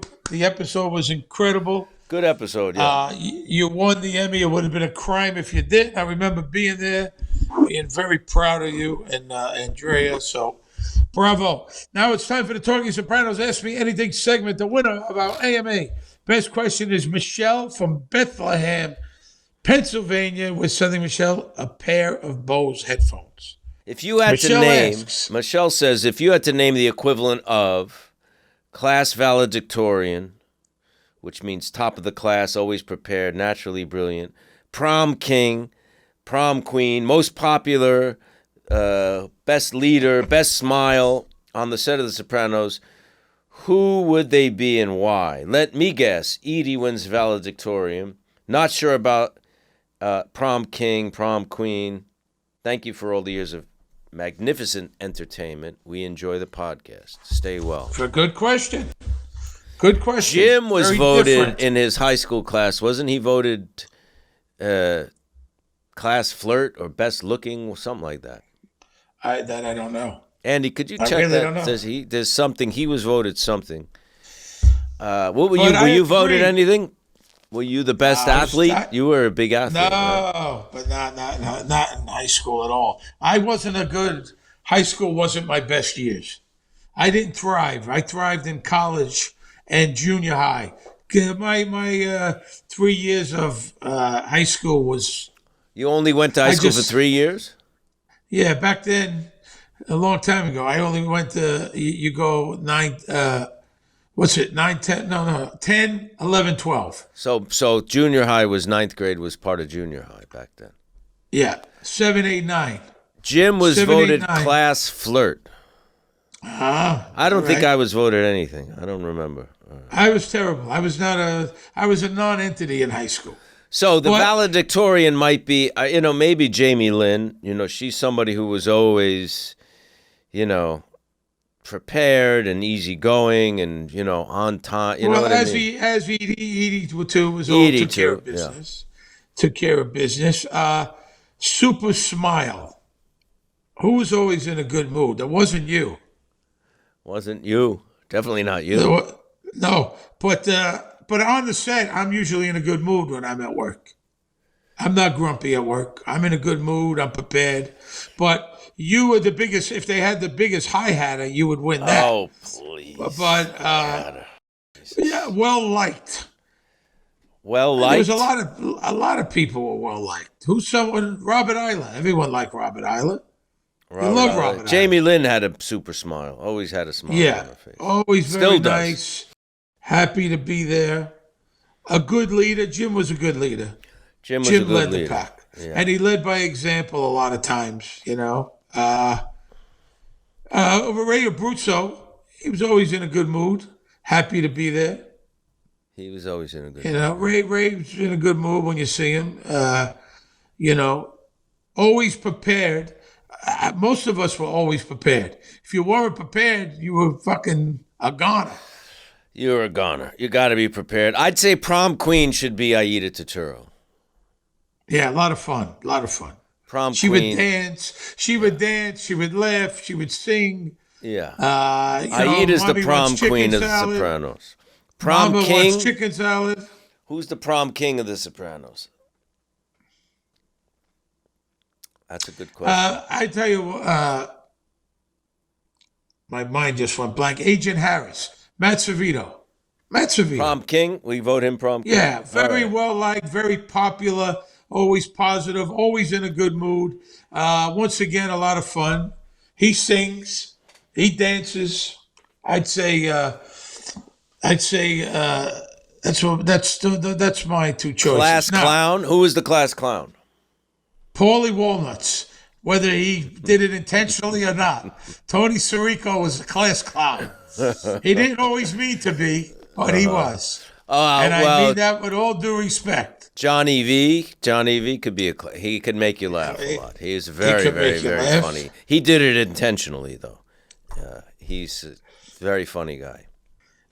Good question, Michelle. Thanks, Michelle. And enjoy Bethlehem, Pennsylvania with Cinder Michelle, a pair of Bose headphones. Enjoy. So thanks for listening. Remember, new episodes are released every Monday. Please subscribe to the Talking Sopranos podcast on YouTube, Apple Music, Spotify, Amazon, or wherever you get your podcasts. Follow us on Twitter and Instagram, and like us on Facebook. And right now, you can get official Talking Sopranos merchandise on TalkingSopranos.com or through our YouTube channel. Our executive producers, Jeff Sussman, producers Andy Verderam. Our music was composed and performed by Elijah Amatin. You can hear more of Elijah's music and the band Zopa, which Elijah and I play in together, by clicking the links on TalkingSopranos.com. Our vinyl album is available through this link. Our production crew includes Ty Verderam and Sierra Schirripa, who just graduated with a master's degree. Got a master's degree. Man, very proud of him. Master's degree, fantastic. School counselor. Yeah. Congratulations to Sierra. We record Talking Sopranos at NYC Podcasting. Great studios, great prices, great people.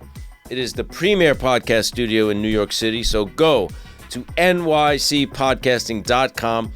Whether you're a brand new podcast or you're looking to upgrade your show, they can take care of everything at nycpodcasting.com.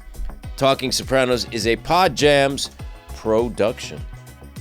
It was a good episode, man. Really good work.